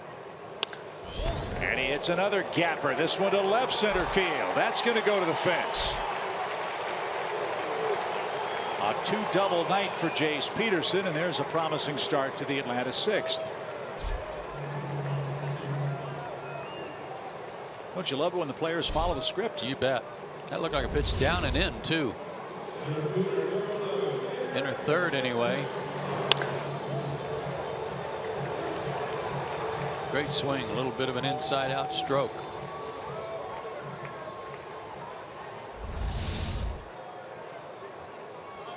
Second time tonight, Atlanta's put the leadoff man aboard. Let's see if Inciarte can bring home Jace Peterson. He's hit the ball toward third base twice. Still the 6th inning. Let's get him over to third and get him in this time. Fly ball left. Long run Davis. He's going to slide at the line and make a terrific catch. Wow, that was amazing.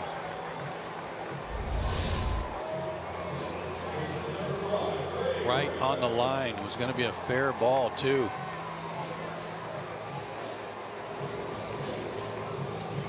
Peterson still at second base.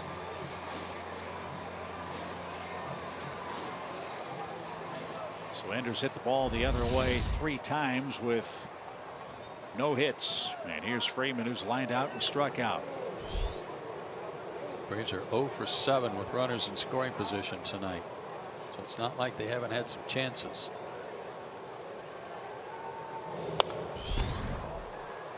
And that first inning run that they ran themselves out of is looming bigger and bigger. You never know how the game might have changed if the Braves had scored first tonight. Yeah, and it kind of puts Salazar on the defensive. He's got to pitch a little differently. So that was a big play for Danny Salazar in the first with nobody out. But after he got out of that trouble, he went 1, 2, 3 in the second with a couple of strikeouts. He's got 5 of those in total in the game. And he's quickly ahead of Freddie Freeman, 0-2.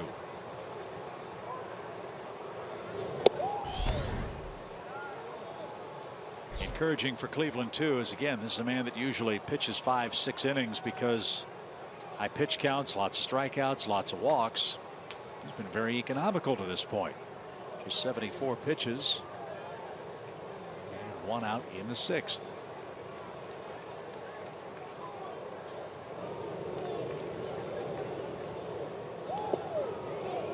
Nice stop. That saved a base. Yeah, nice play there by Gomes, who really had nowhere to go except to just get in front of this split finger changeup. Did what you're supposed to do. Put that glove down in front of the 5-hole and try to take it off the chest protector and lean out over it to try to keep it from bouncing off to the side. perfect fundamentals. And a swing and a miss retires Freddie Freeman. 2 outs. I think that was the other changeup. No, there's the split again.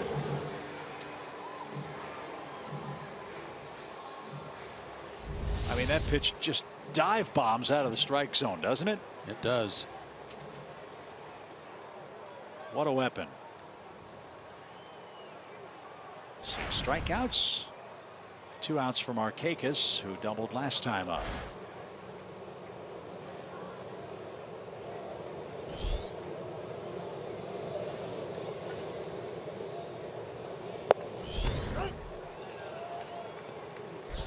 As we say so often, when a pitcher is throwing a game like this, either for the Braves or against the Braves, for the hitters, there's nothing you can eliminate from Salazar at this point. No, the only thing he's done wrong tonight, I guess, if you want to say that, is on a few of the changeups to left-handed hitters, he's missed up. He's left it upstairs where it hasn't been sinking like he would like, including the one Nick hooked into the corner for a double his last time up.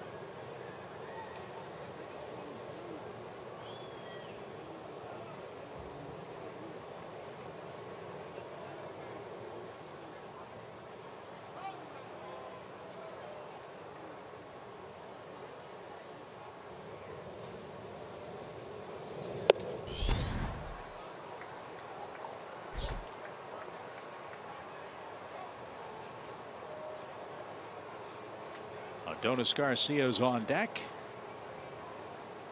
Joel De La Cruz awaits his fate. He's down 3-0. Braves trying to push across a run or two here in the middle innings.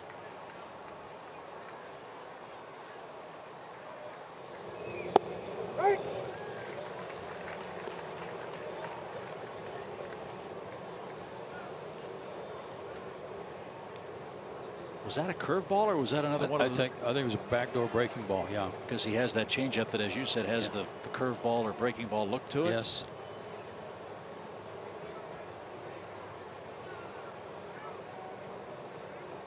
Now it's 2-2.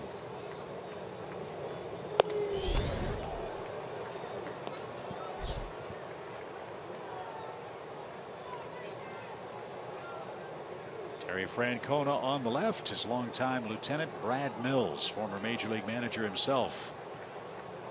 Those two men were college roommates. And 2 terrific baseball men. It's at the University of Arizona, correct? Yes, indeed. Aren't they playing tonight? Against Coastal Carolina. It's a winner-take-all game tonight, isn't it? Did Coastal win last night? They did. So it's winner take all in the College World Series. And we understand they're in a rain delay.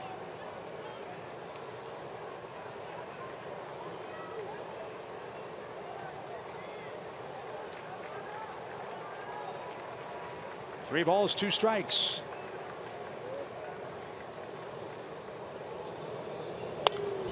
Good battle with Markakis. Which is going to draw Yan Gomes out to the mound to try to figure out a way to put him away.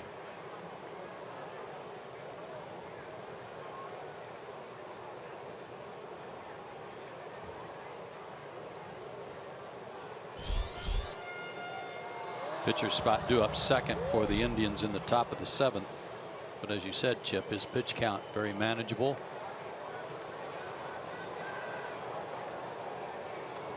But you know, Terry Francona would like for him to finish this inning right here.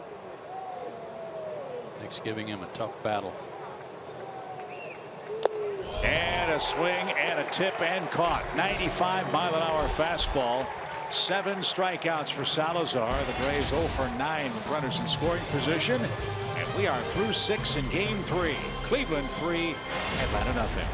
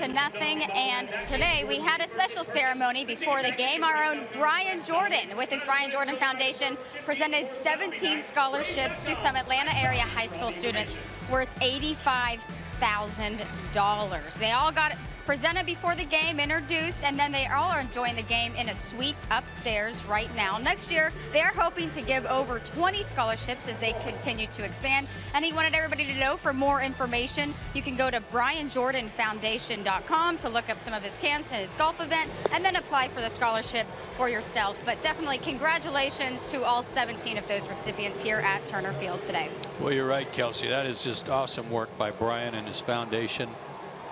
And beneficiaries of that hard work hopefully will apply their scholarships to good use. Another reason why we're so fortunate to have Brian Jordan as part of our Fox Sports family. Nicely done, Brian. As Ian Kroll goes to work in the 7th inning, Joel De La Cruz, 6 innings of 7 hit, 3-run ball, 1 walk, 1 strikeout, 1 homer.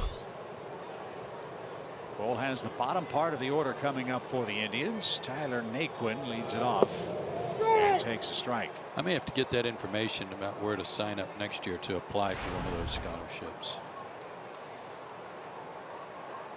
I'd like to go back and get my degree in calculus. You're already the master of mathematics. You don't need a calculus degree. Well, if this sabermetric stuff keeps going the way it's going. Good point. Ian Kroll has a good month going, a 3.38 ERA in June. And he fooled Naquin with that pitch. 1 ball and 2 strikes. Hey, a quality start for De La Cruz. I know he's trailing 3-0. He got shut out his last start at Gwinnett 5-0, so he's kind of used to not having any run support, but a quality start. 6 innings, 3 runs, and only 1 walk. Rip to first. Freeman to a knee makes the play, and that retires Naquin on a hard hit ball. 1 man down, and Salazar is coming back out there. Well, as I said at the start of the show, win, lose, or draw, your first big league game in whatever capacity, you'll never forget it. And De La Cruz pitched well, picked up a hit, got his first strikeout out of the way, and gave the Braves a chance tonight. Absolutely, he did. A great pitcher against a real good team, and all the runs coming with 2 outs in an inning. And at age 27 to make your debut, all that hard work, I'm sure feels like it was worth it tonight. So we will hear from De La Cruz after the game on Braves Live. Hear from all the players, including Brian Snitker, the Braves manager. Braves Live is always presented by Xfinity. Follows game 3 of our series with the Indians. Salazar didn't get it. There's a strikeout for Kroll. 2 outs, and we go back to the top at Rajai Davis. You know, you mentioned the Indians bringing in some veterans like Mike Napoli and Onyeribe. This guy's another one. Rajai Davis coming in on a 1-year deal as a free agent. Another good leader.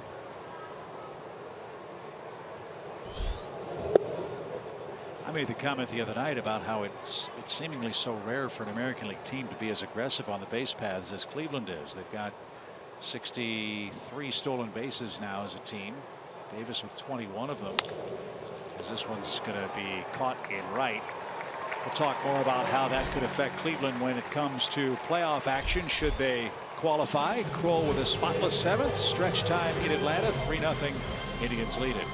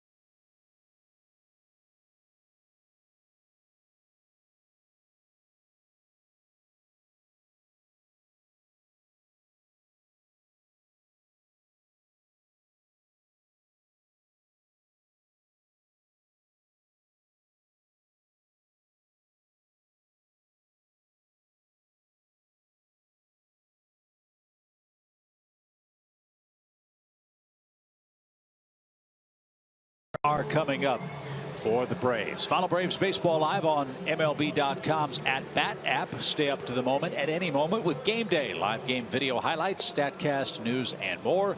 Download MLB.com At Bat, the #1 app for live baseball on your phone and your tablet. Well, we told you at the start of this series it was going to be a treat if you like excellent pitching. When you see this Cleveland staff, it's a treat unless you're a hitter trying to hit them. The Braves have run into 3 very good, talented hurlers. Tonight, Salazar has not disappointed with 7 strikeouts through 6 innings. He's held the Braves to 0 for 9 with runners in scoring position. And Atlanta with 5 hits so far in the game.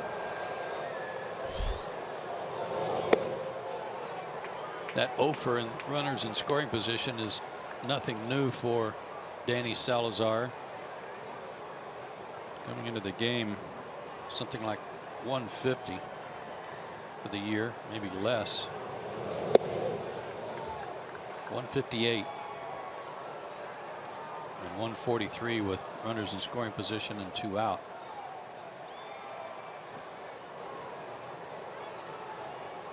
Just past 9 o'clock here in Atlanta.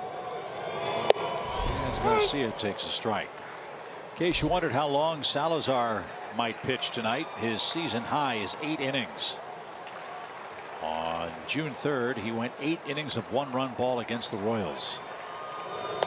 He won that game 6-1. But man, you're right. You look at his run totals and support.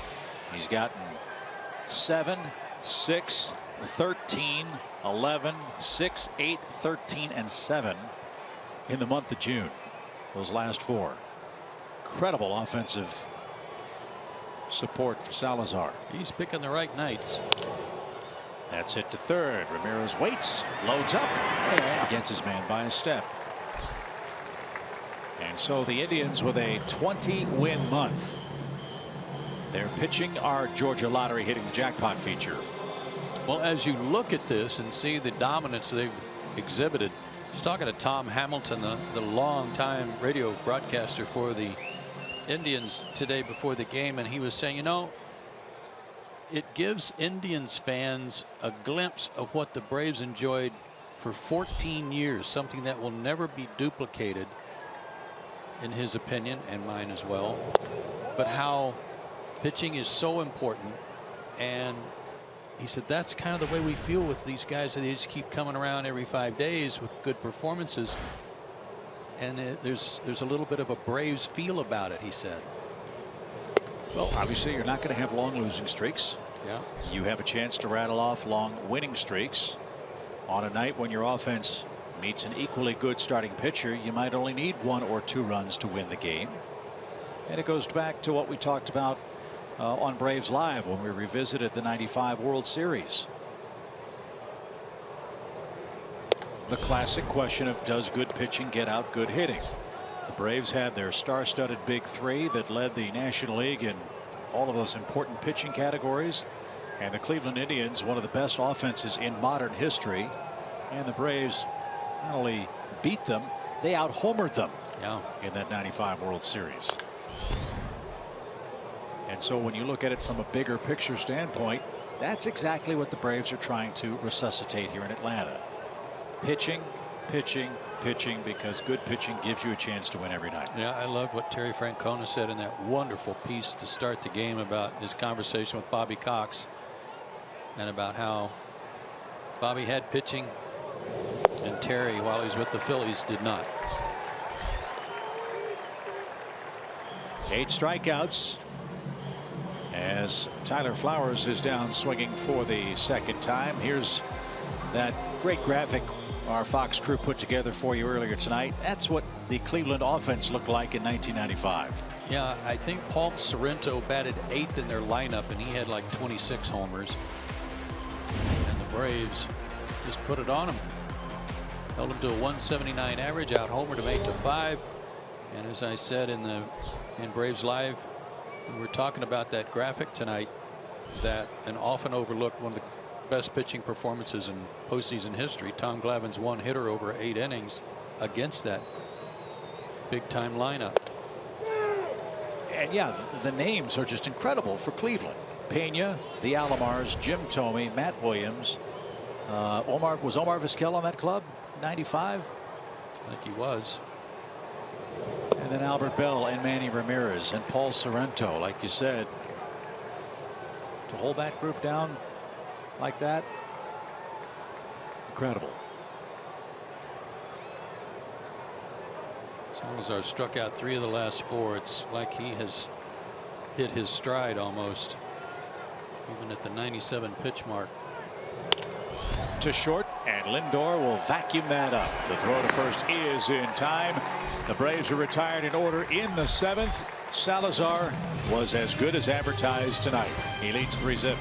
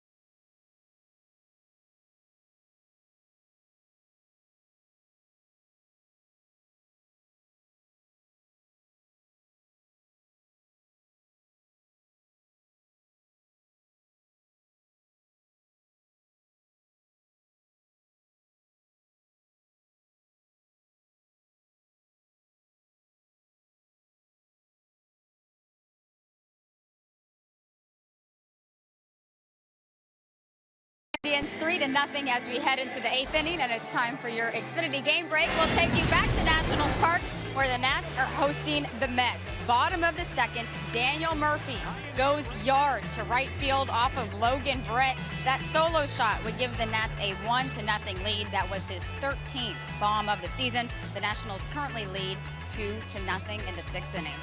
All right, Kelsey, thank you very much. Washington beat the Mets 5-0 last night. And Logan Verrett getting a start for the Mets because they've got some ailing pitchers themselves. Steven Matz and Noah Syndergaard both have bone spurs that they're going to try to pitch through. For Terry Collins.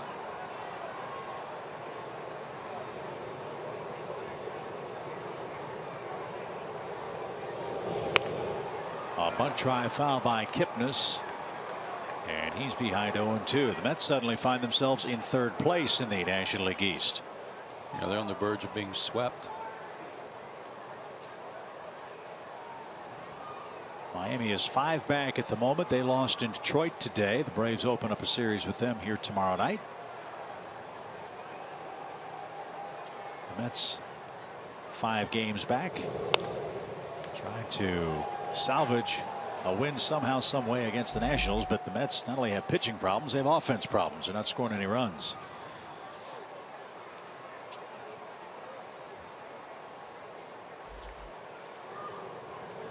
Kipnis had a big hit tonight, a 2-run scoring single the opposite way with 2 outs that scored Salazar and Davis.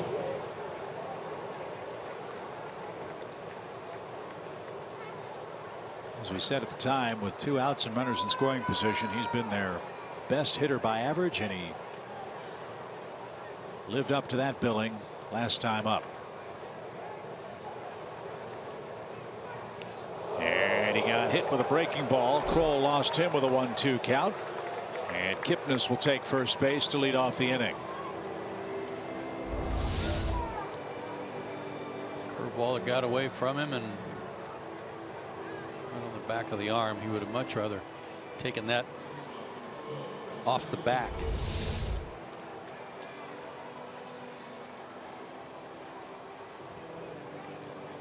So the Indians have a leadoff man aboard. Here's Lindor 0 for 3. 2 ground outs and a fly out for the Indians shortstop.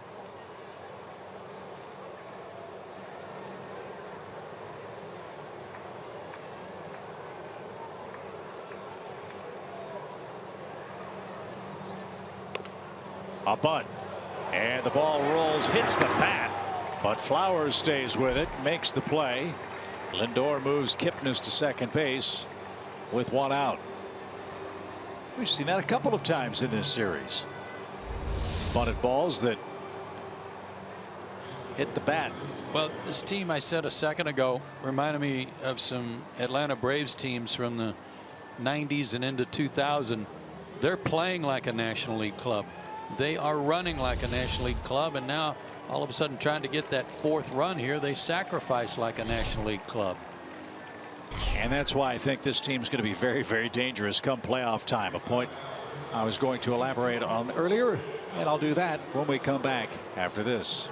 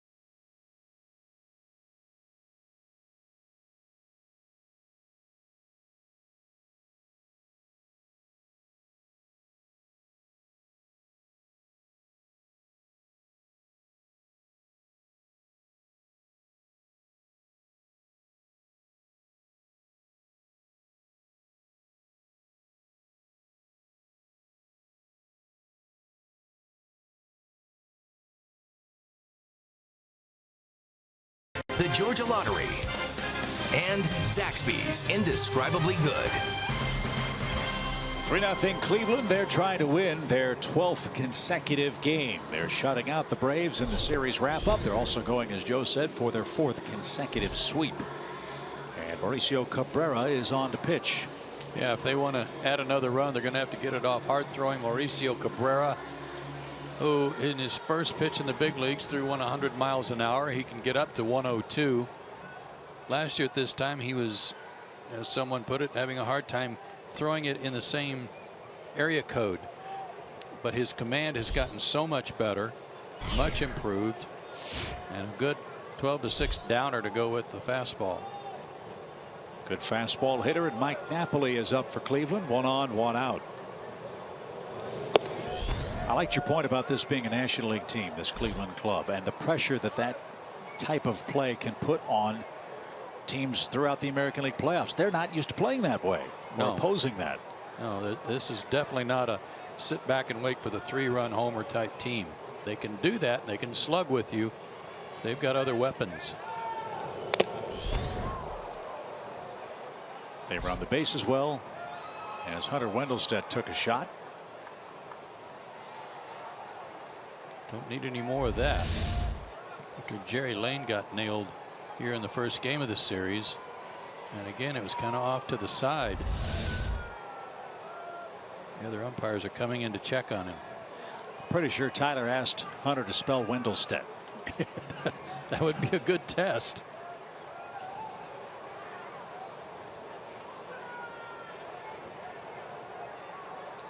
I mean, that pitch was right at 100 miles an hour too. This is Jerry Lane Monday night.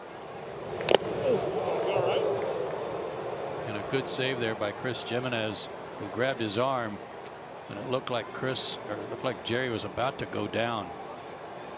Got him in the shoulder and then in the side of the face. And he had to leave the game. Hunter looks like he's okay, thankfully.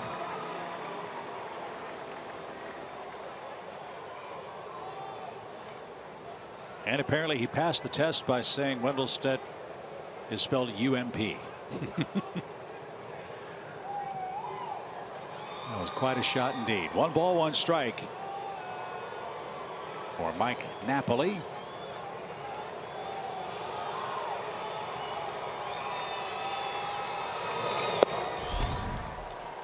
That one at 102.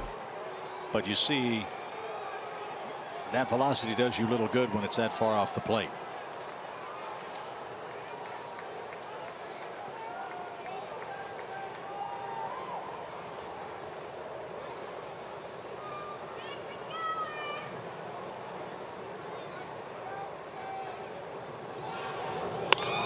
Fly ball, well hit center. Inciarte going back, still going back as far as he can go, and he made the grab.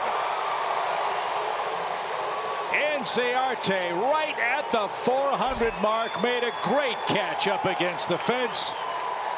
Napoli is retired. What a play. Hanging breaking ball, and it went a long way, just not far enough. What a good play by Ender. He turns his back on the infield, runs to a spot where he thinks it's going to come down, and timed his jump perfectly right at the yellow line and the 400-foot mark. What a good play. And he continues to play great defense.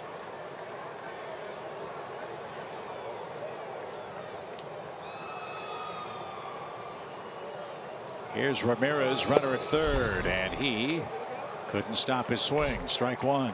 103 on that one. So he's flirting with Aroldis Chapman territory. Yeah, that's the kind of swing you usually see, a check swing on a slider or something that bites in on you, not a fastball.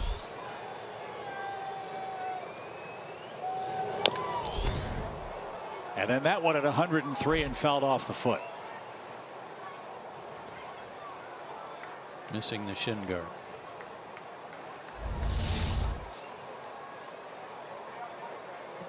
No, did get the shin guard. Well, that's a break. And it still hurt. Yeah.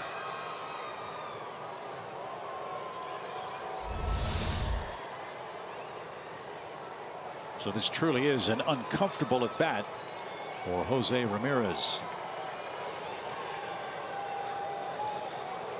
And the 0-2 pitch is skied out of play.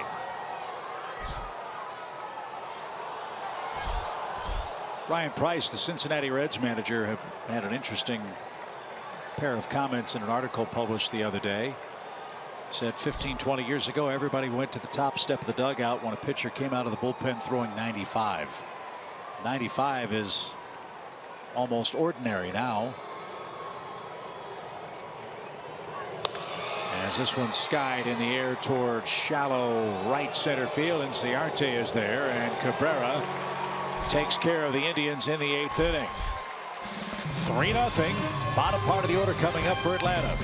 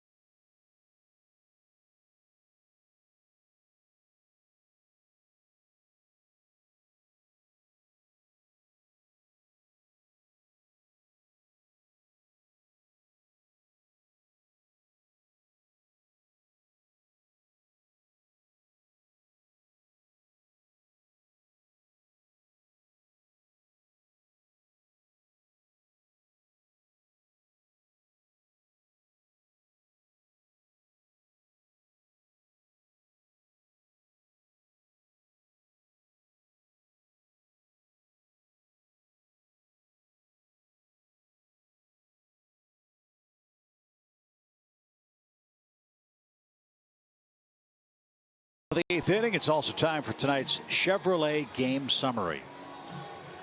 Joel De La Cruz made his first big league start, turned into a quality start, but no run support thanks to the good work of Danny Salazar, who tonight goes 7 innings of shutout baseball, no walks, 8 strikeouts. Jace Peterson a couple of doubles to extend his hitting streak, and Lonnie Chisenhall with a long homer to add to their lead, which was 2-0 at the time. So former NBA point guard Brian Shaw, just kidding, different Brian Shaw. He came over in the Trevor Bauer deal from the Arizona Diamondbacks, and he's been a rubber-armed reliever. 80 appearances 2 years ago, 74 appearances last year. Cutters and sliders for Shaw. If there's a ding in his work, it's home runs.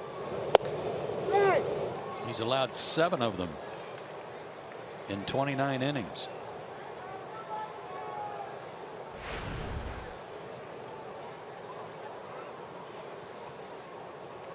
He'll face Emilio Bonifacio, who's 1 for 2.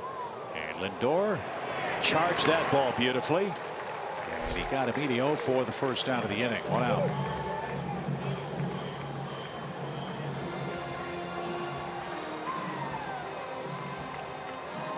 For the last 3 years, 2013, 14, and 15, Brian Shaw and Cody Allen, members of this Cleveland bullpen, have made the most relief appearances in the American League.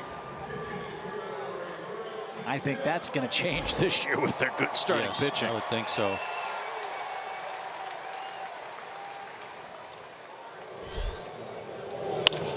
Jeff Francoeur hits one the other way and grounds out. 2 men down. Jeff had a little head down conversation with Hunter Wendelstedt as he walked by toward the right-handed batter's box there.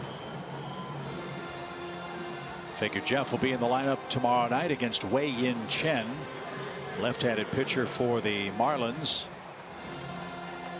In fact, Miami backed Chen up a day specifically to face the Braves because of all the left-handed hitters Brian Snitker has on his lineup card. We'll see how that works out. But Chen's going to see a real hot-hitting left-handed man in Jace Peterson, you would think, tomorrow night. You know, that was one of the neat things among many about Bobby Cox, is that every game was important, and maybe they wish they had pitched Chen today because Detroit beat Miami 10-3. When you start shuffling your dominoes around just for that type of thing, sometimes backfires on you.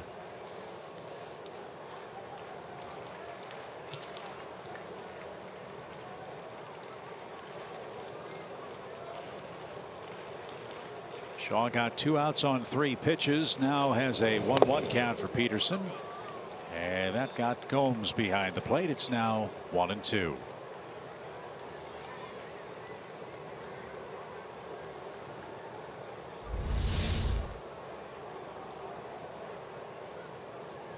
Ooh, off the foot.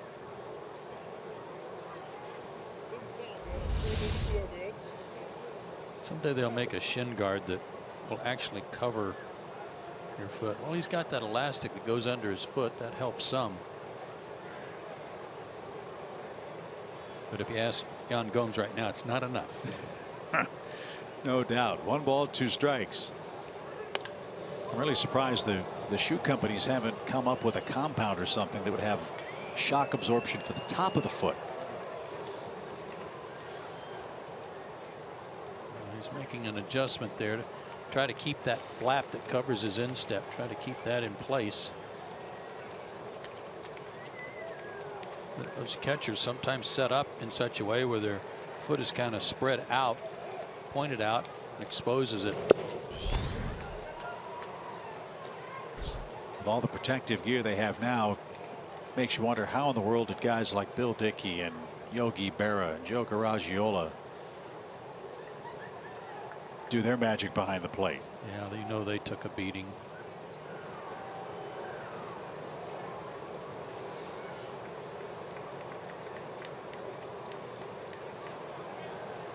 Two balls, 2 strikes.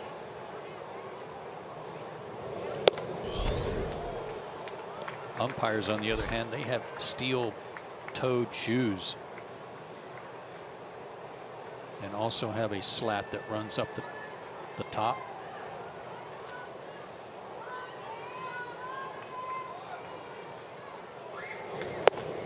And that's high. Jace Peterson continues to see the ball exceptionally well. He's been on base 4 times tonight. So Terry Francona's pitcher issues a 2-out walk. Top of the order. See if the Braves can cash in some 2-out magic themselves. That's a lot of base runners against Shaw, whose ERA is almost 5. 30 hits, now 11 walks in 30 innings.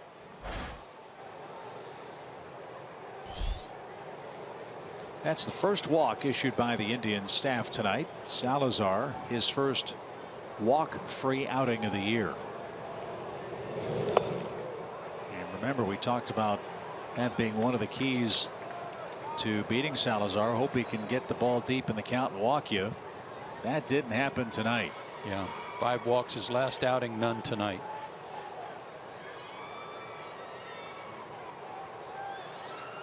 Looking for his 10th win.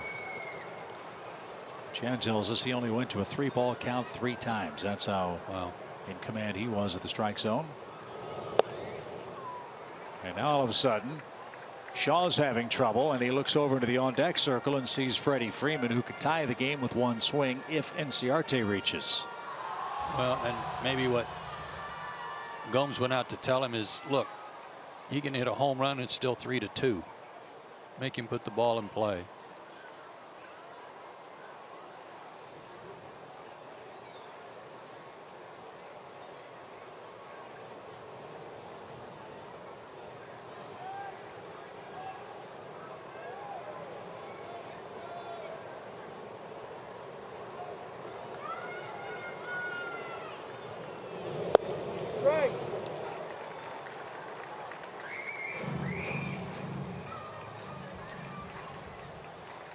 Guy's got a little Jake Arrieta action in the way he delivers a baseball, doesn't he? He does indeed, and throws across his body big time like that.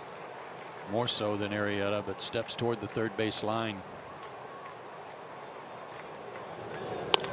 Bouncing ball up the middle. Kipnis tried a backhand flip and threw it away. That'll be an infield hit, and the Braves will once again in the late innings against Cleveland bring the tying run to the plate. Kipnis saw Jace Peterson do this earlier in the series. He thought he'd try it because that's the only play he had. While it was a good idea, he threw it out of bounds. So no layup.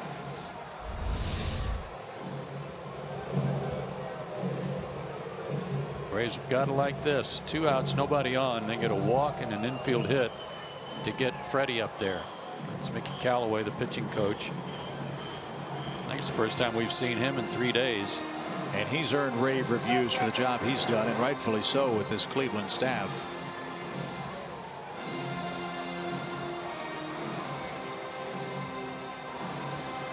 As Shaw had some 2-out trouble. A walk and an infield hit. Braves Live follows us. As always, it's presented by Xfinity. Jerome Jurinovich and Matt Diaz are at the desk, hoping the Braves can come back late.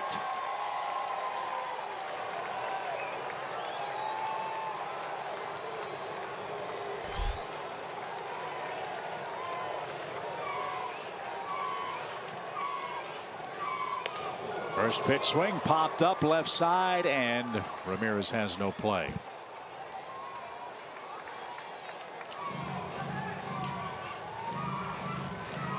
You know, it's interesting in this Braves team. Forget the record for the moment. When they trail late in the ball game, they always figure out some way to bring the tying run to the plate.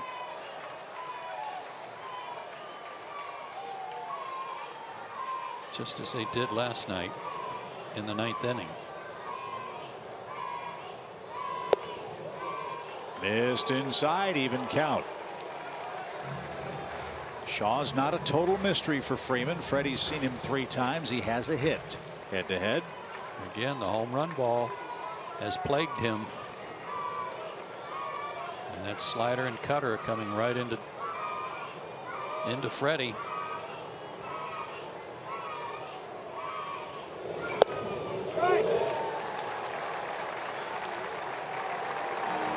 One and two.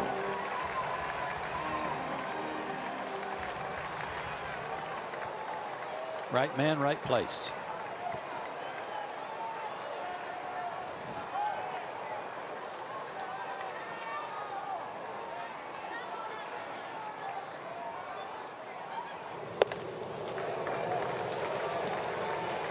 Two balls, two strikes. Shaw's throwing hard. He's been up as high as 94. That one 93. Look of concern from Danny Salazar there, and I don't blame him. Now a 2-2.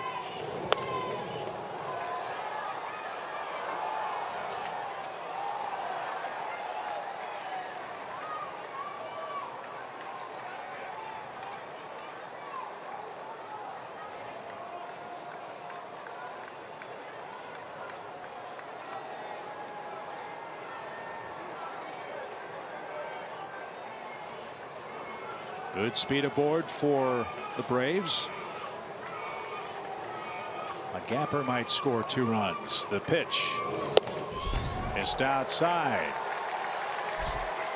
So now the advantage to the Braves runners. Peterson and Inciarte. They'll be running with this pitch. He hasn't been able to throw his fastball for a strike. That was 96. So let's see if they go back to his cutter or slider. Make sure he doesn't walk him. The runners go. The pitch. Swing and a miss. And Freeman slams the bat. And it breaks into a million pieces. And a helmet spike too. Freddie Freeman strikes out for a 3rd time tonight. And the Braves strand a pair in the 8th inning. And the Indians maintain their 3-0 lead.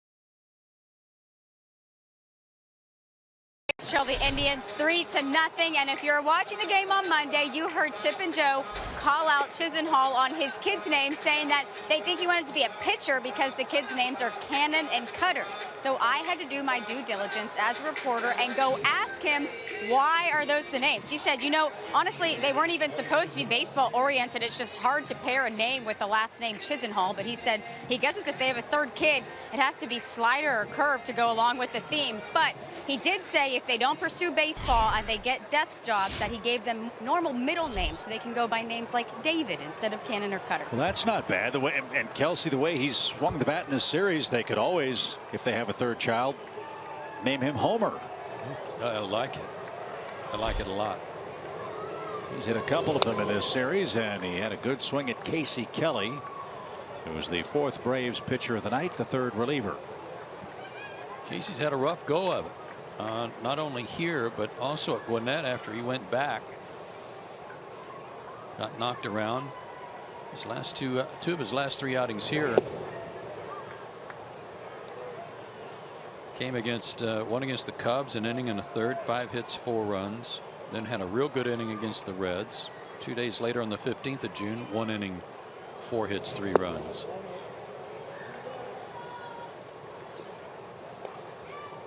Braves need him to provide some good long relief coming up.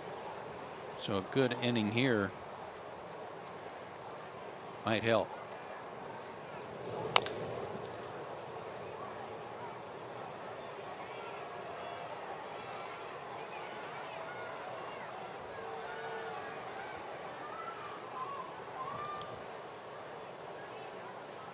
Two balls, 2 strikes. And a grounder to short. Ibar was in perfect position. And that takes care of Chisenhall. And there's the first out of the 9th. Remember that math system many years ago called Chisenbop? No.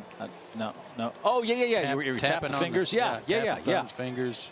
Yeah, well, your fingers are an abacus, basically. Yeah. Chisenbop. Lonnie Chisenbop. I like it. As Gomes hits with 1 out.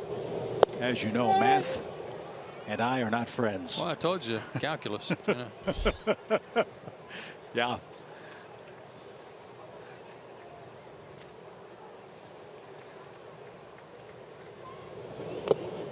Although math at my house is a lot easier with 4 kids. It's pretty easy to look at the checkbook. It's usually 0 by the by the end of the month.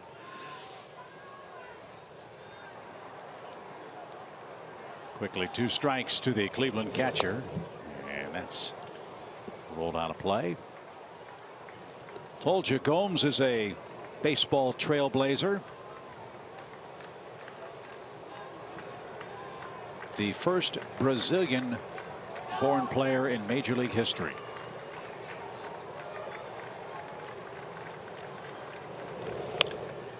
And this one's popped up on the infield. Jace Peterson will step across the second base bag, and 2 down. Have you ever watched any bull riding? You ever? Yeah.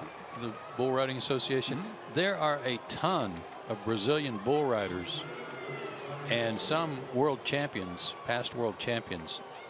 I don't know how they got started doing it, but it's a big deal down in Brazil, and they have really been successful in the States riding. Well, you mentioned last night that Dale Murphy thinks the world of the Brazilian people, the Brazilian sporting system, and the gigantic pool of talent that's available there for Major League Baseball. Hopefully players like Gomes and Paulo Orlando will help bring a lot more kids from that beautiful country to our great sport. And some trailblazers in Colombia, Edgar Renteria and Julio Teheran, of course.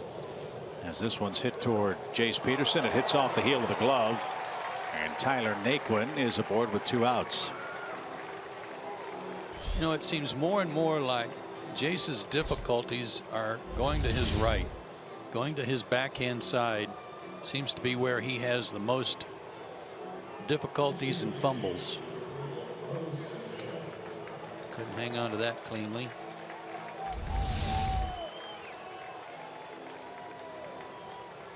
That scored a hit for Naquin, his second of the night. And Carlos Santana will dig in.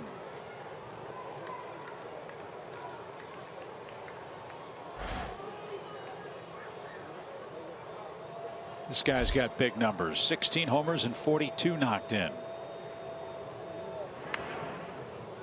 That's why when they go to Toronto tomorrow, they'll be thrilled to get one more of their big bats in there, as if they've needed it.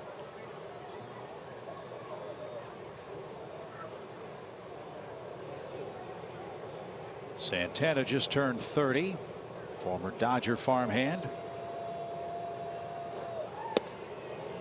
I think that series in Toronto will be fun because the Jays can swing the bats with these guys.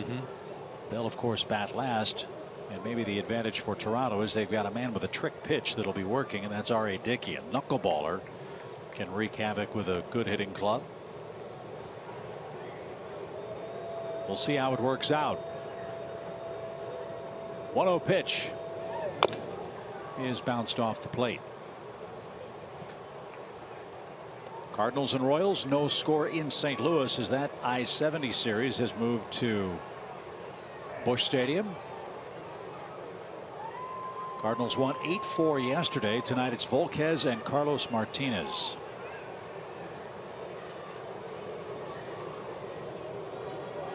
Kansas City trails Cleveland by 6 in the AL Central.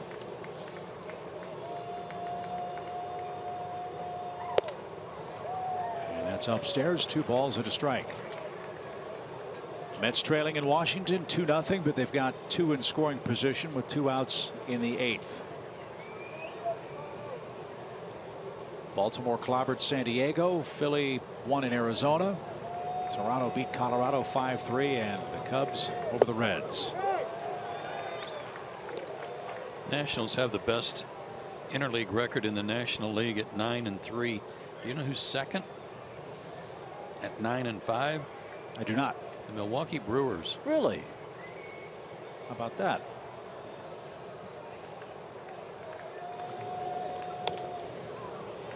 Right off the hands of Santana foul. I think the Brewers are a fascinating team as we move into the month of July and the trading deadline August 1st. The Brewers have several players that I'm sure would draw a lot of interest. Jonathan Lucroy with the shortage of quality catching in our game, and Ryan Braun. I think their first baseman will too. Carter. Chris Carter. 2 balls, 2 strikes. Popped up and no play.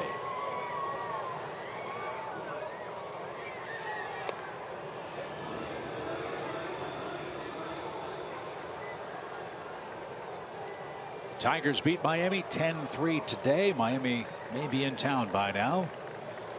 So look forward to seeing Don Mattingly and the Marlins here at the ballpark tomorrow night. The Braves have announced it will be Mike Foltynewicz pitching tomorrow night. Is that right? So that's fouled back by Santana. Great battle here by the Indians pinch hitter. Wei-Yin Chen, former Oriole, will pitch for Miami. Well, tomorrow would be the day that he would be scheduled to pitch on 5 days rest on a regular turn. He last pitched on June 25th for Gwinnett. 5 innings, a 1-hit shutout ball, 5 strikeouts. Call it a tune-up. Yeah, and you know what? I think it's an interesting choice by the Braves. Okay, you can go make another rehab start, but why not go ahead and pitch here and face big league hitters rather than dominate at AAA, which Mike has done for the most part all year long. It's a good call. It's always fun watching Folty pitch, so we'll look forward to that. 2 balls, 2 strikes. Ground ball right side. Jace will surround that one, and that will send us to the bottom of the 9th inning. Braves bullpen did nice work tonight. They covered 3 scoreless innings, but the Braves need 3 runs to tie it here in the 9th.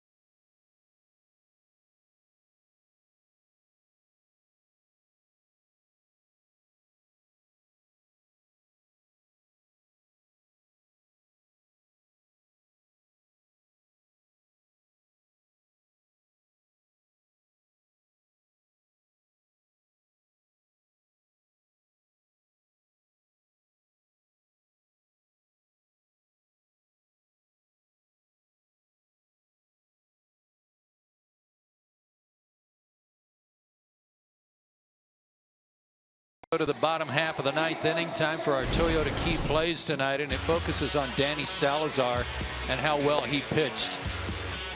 7 innings of 5-hit shutout ball.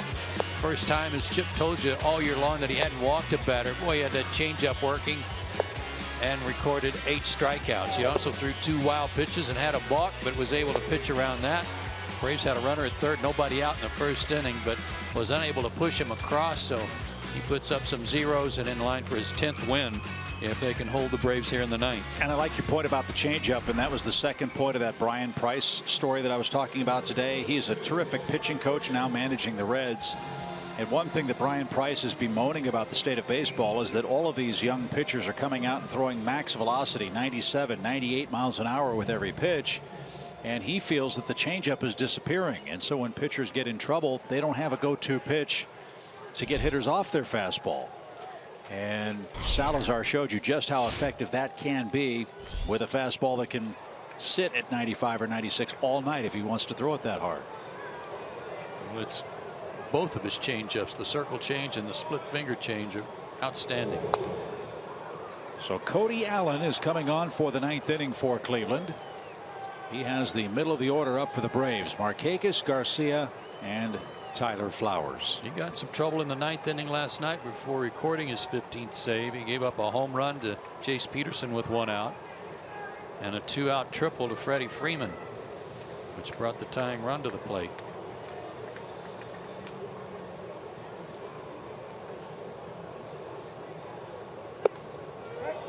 Bell-tie breaking ball, quickly 0-2. That's his thing. Fastball, curveball. Mid-90s fastball.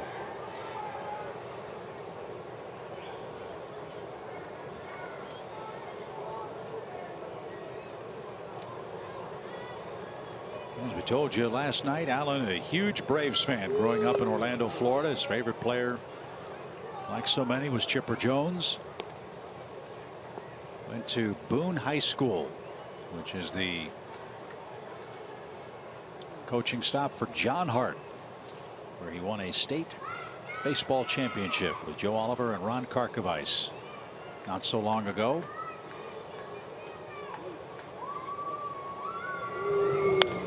And fouled back. 1 ball, 2 strikes. Nick was the guy that made the last out last night representing the tying run, and he hit a ball deep to left that was tracked down out there by Rajai Davis, who had come in defensively.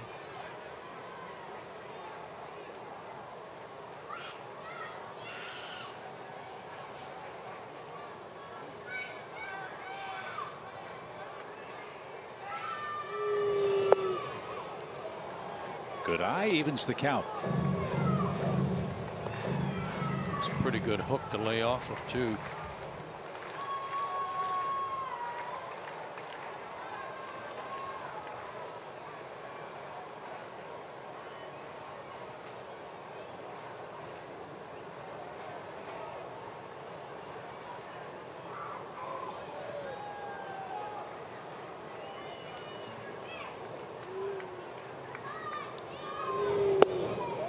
Full count.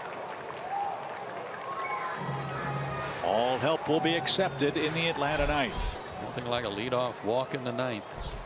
Yeah, we saw that movie last night, didn't we?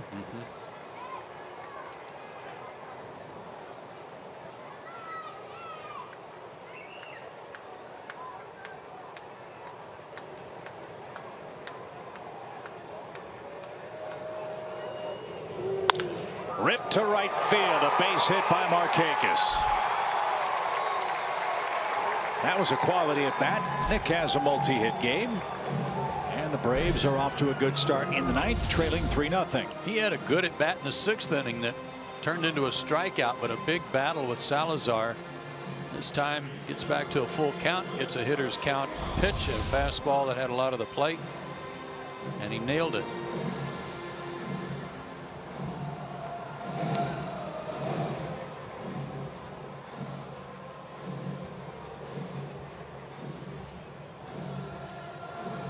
Quick pep talk from Gomes for Allen. Adonis Garcia now the hitter, 0 for 3.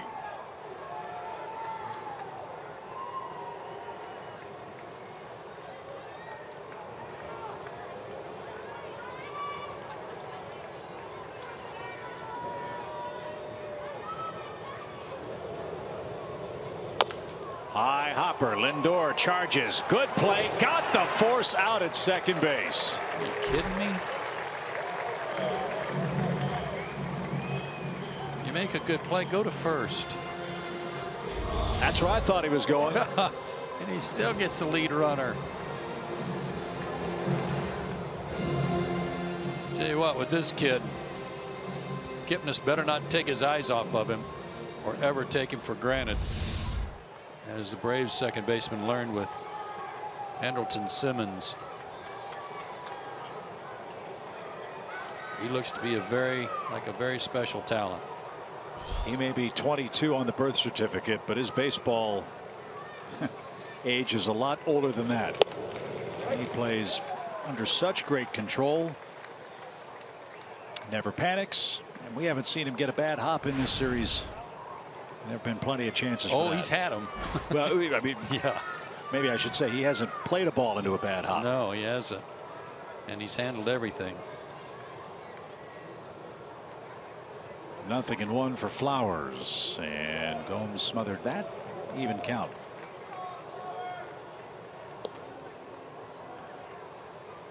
We were talking with Matt Diaz before the ball game about this Indians team, and I mentioned that they had 3 straight sweeps and a chance for another one tonight, and he was like, you know how hard it is to sweep a major league team, let alone 3 straight or the potential for 4.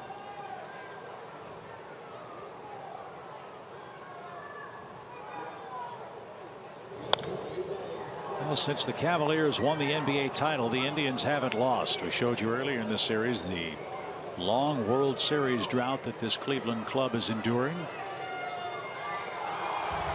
They've had some great players, some terrific teams, but it's been a long time since they've played the final series in October. Those sweeps were of the White Sox in Tampa Bay at home, Detroit on the road, and they've won the first 2 here. Strike 3 inside corner. Flowers caught looking, and that's the second out. Good hook. Like he threw it right at him. And dropped it over the front corner. So the Braves are down to their last out of the 9th inning. We will, of course, have Braves Live presented by Xfinity. Joe and I will recap Game 3 of the series. Matt Diaz, Jerome Jurinovich will have further analysis from our right field set. Kelsey Wingert will talk with Brian Snitker and the Braves players afterward from the clubhouse. Ibar tries to keep it alive and looks outside at ball 1.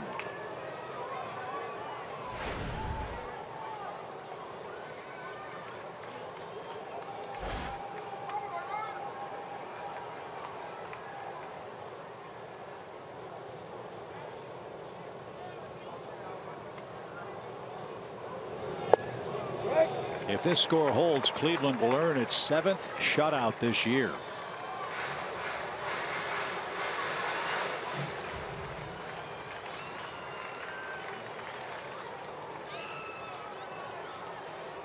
And this would be their 3rd shutout during the 12-game winning streak.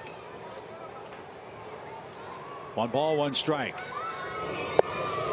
There's the hook. Did you say their 3rd during the 12-game Yeah. streak? My goodness. Put that in perspective, the Braves have 4 shutouts all year. Braves are catching Cleveland when they are white hot. 1 ball, 2 strikes.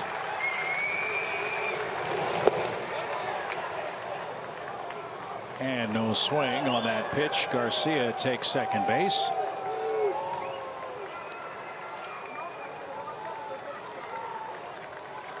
And it's 2-2.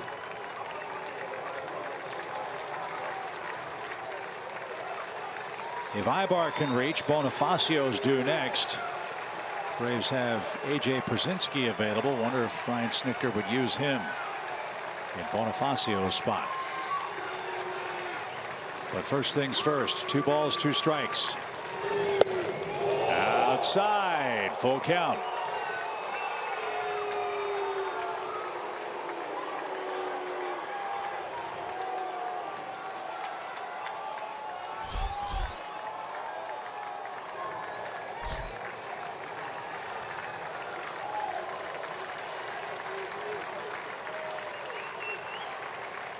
Doesn't want to bring the tying run to the plate. But he's going to. Ball 4. So Bonifacio is the scheduled hitter.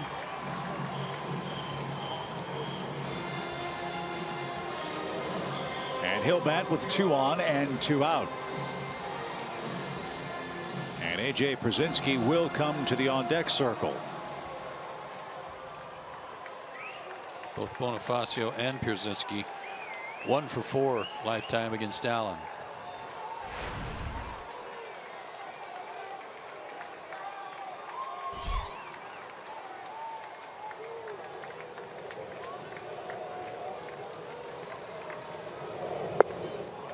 All of a sudden he can't throw a strike.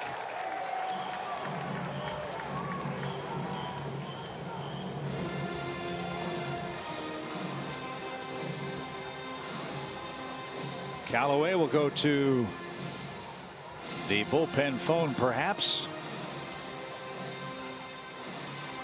No, maybe not. He's checking over the lineup cards. Yeah, though. I think he's checking to see who the Braves have on their bench. And it's not just AJ. They've also got Brandon Snyder over there. Used Francoeur tonight.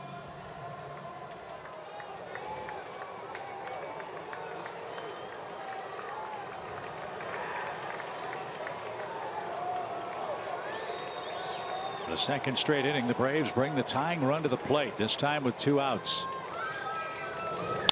And a bouncing ball toward Kipnis. He's got it. The flip to second is in time. And the Indians have shut out the Braves, and they have won their 12th consecutive game. They are 1 more win away from franchise history. 13 wins in a row is Cleveland's record.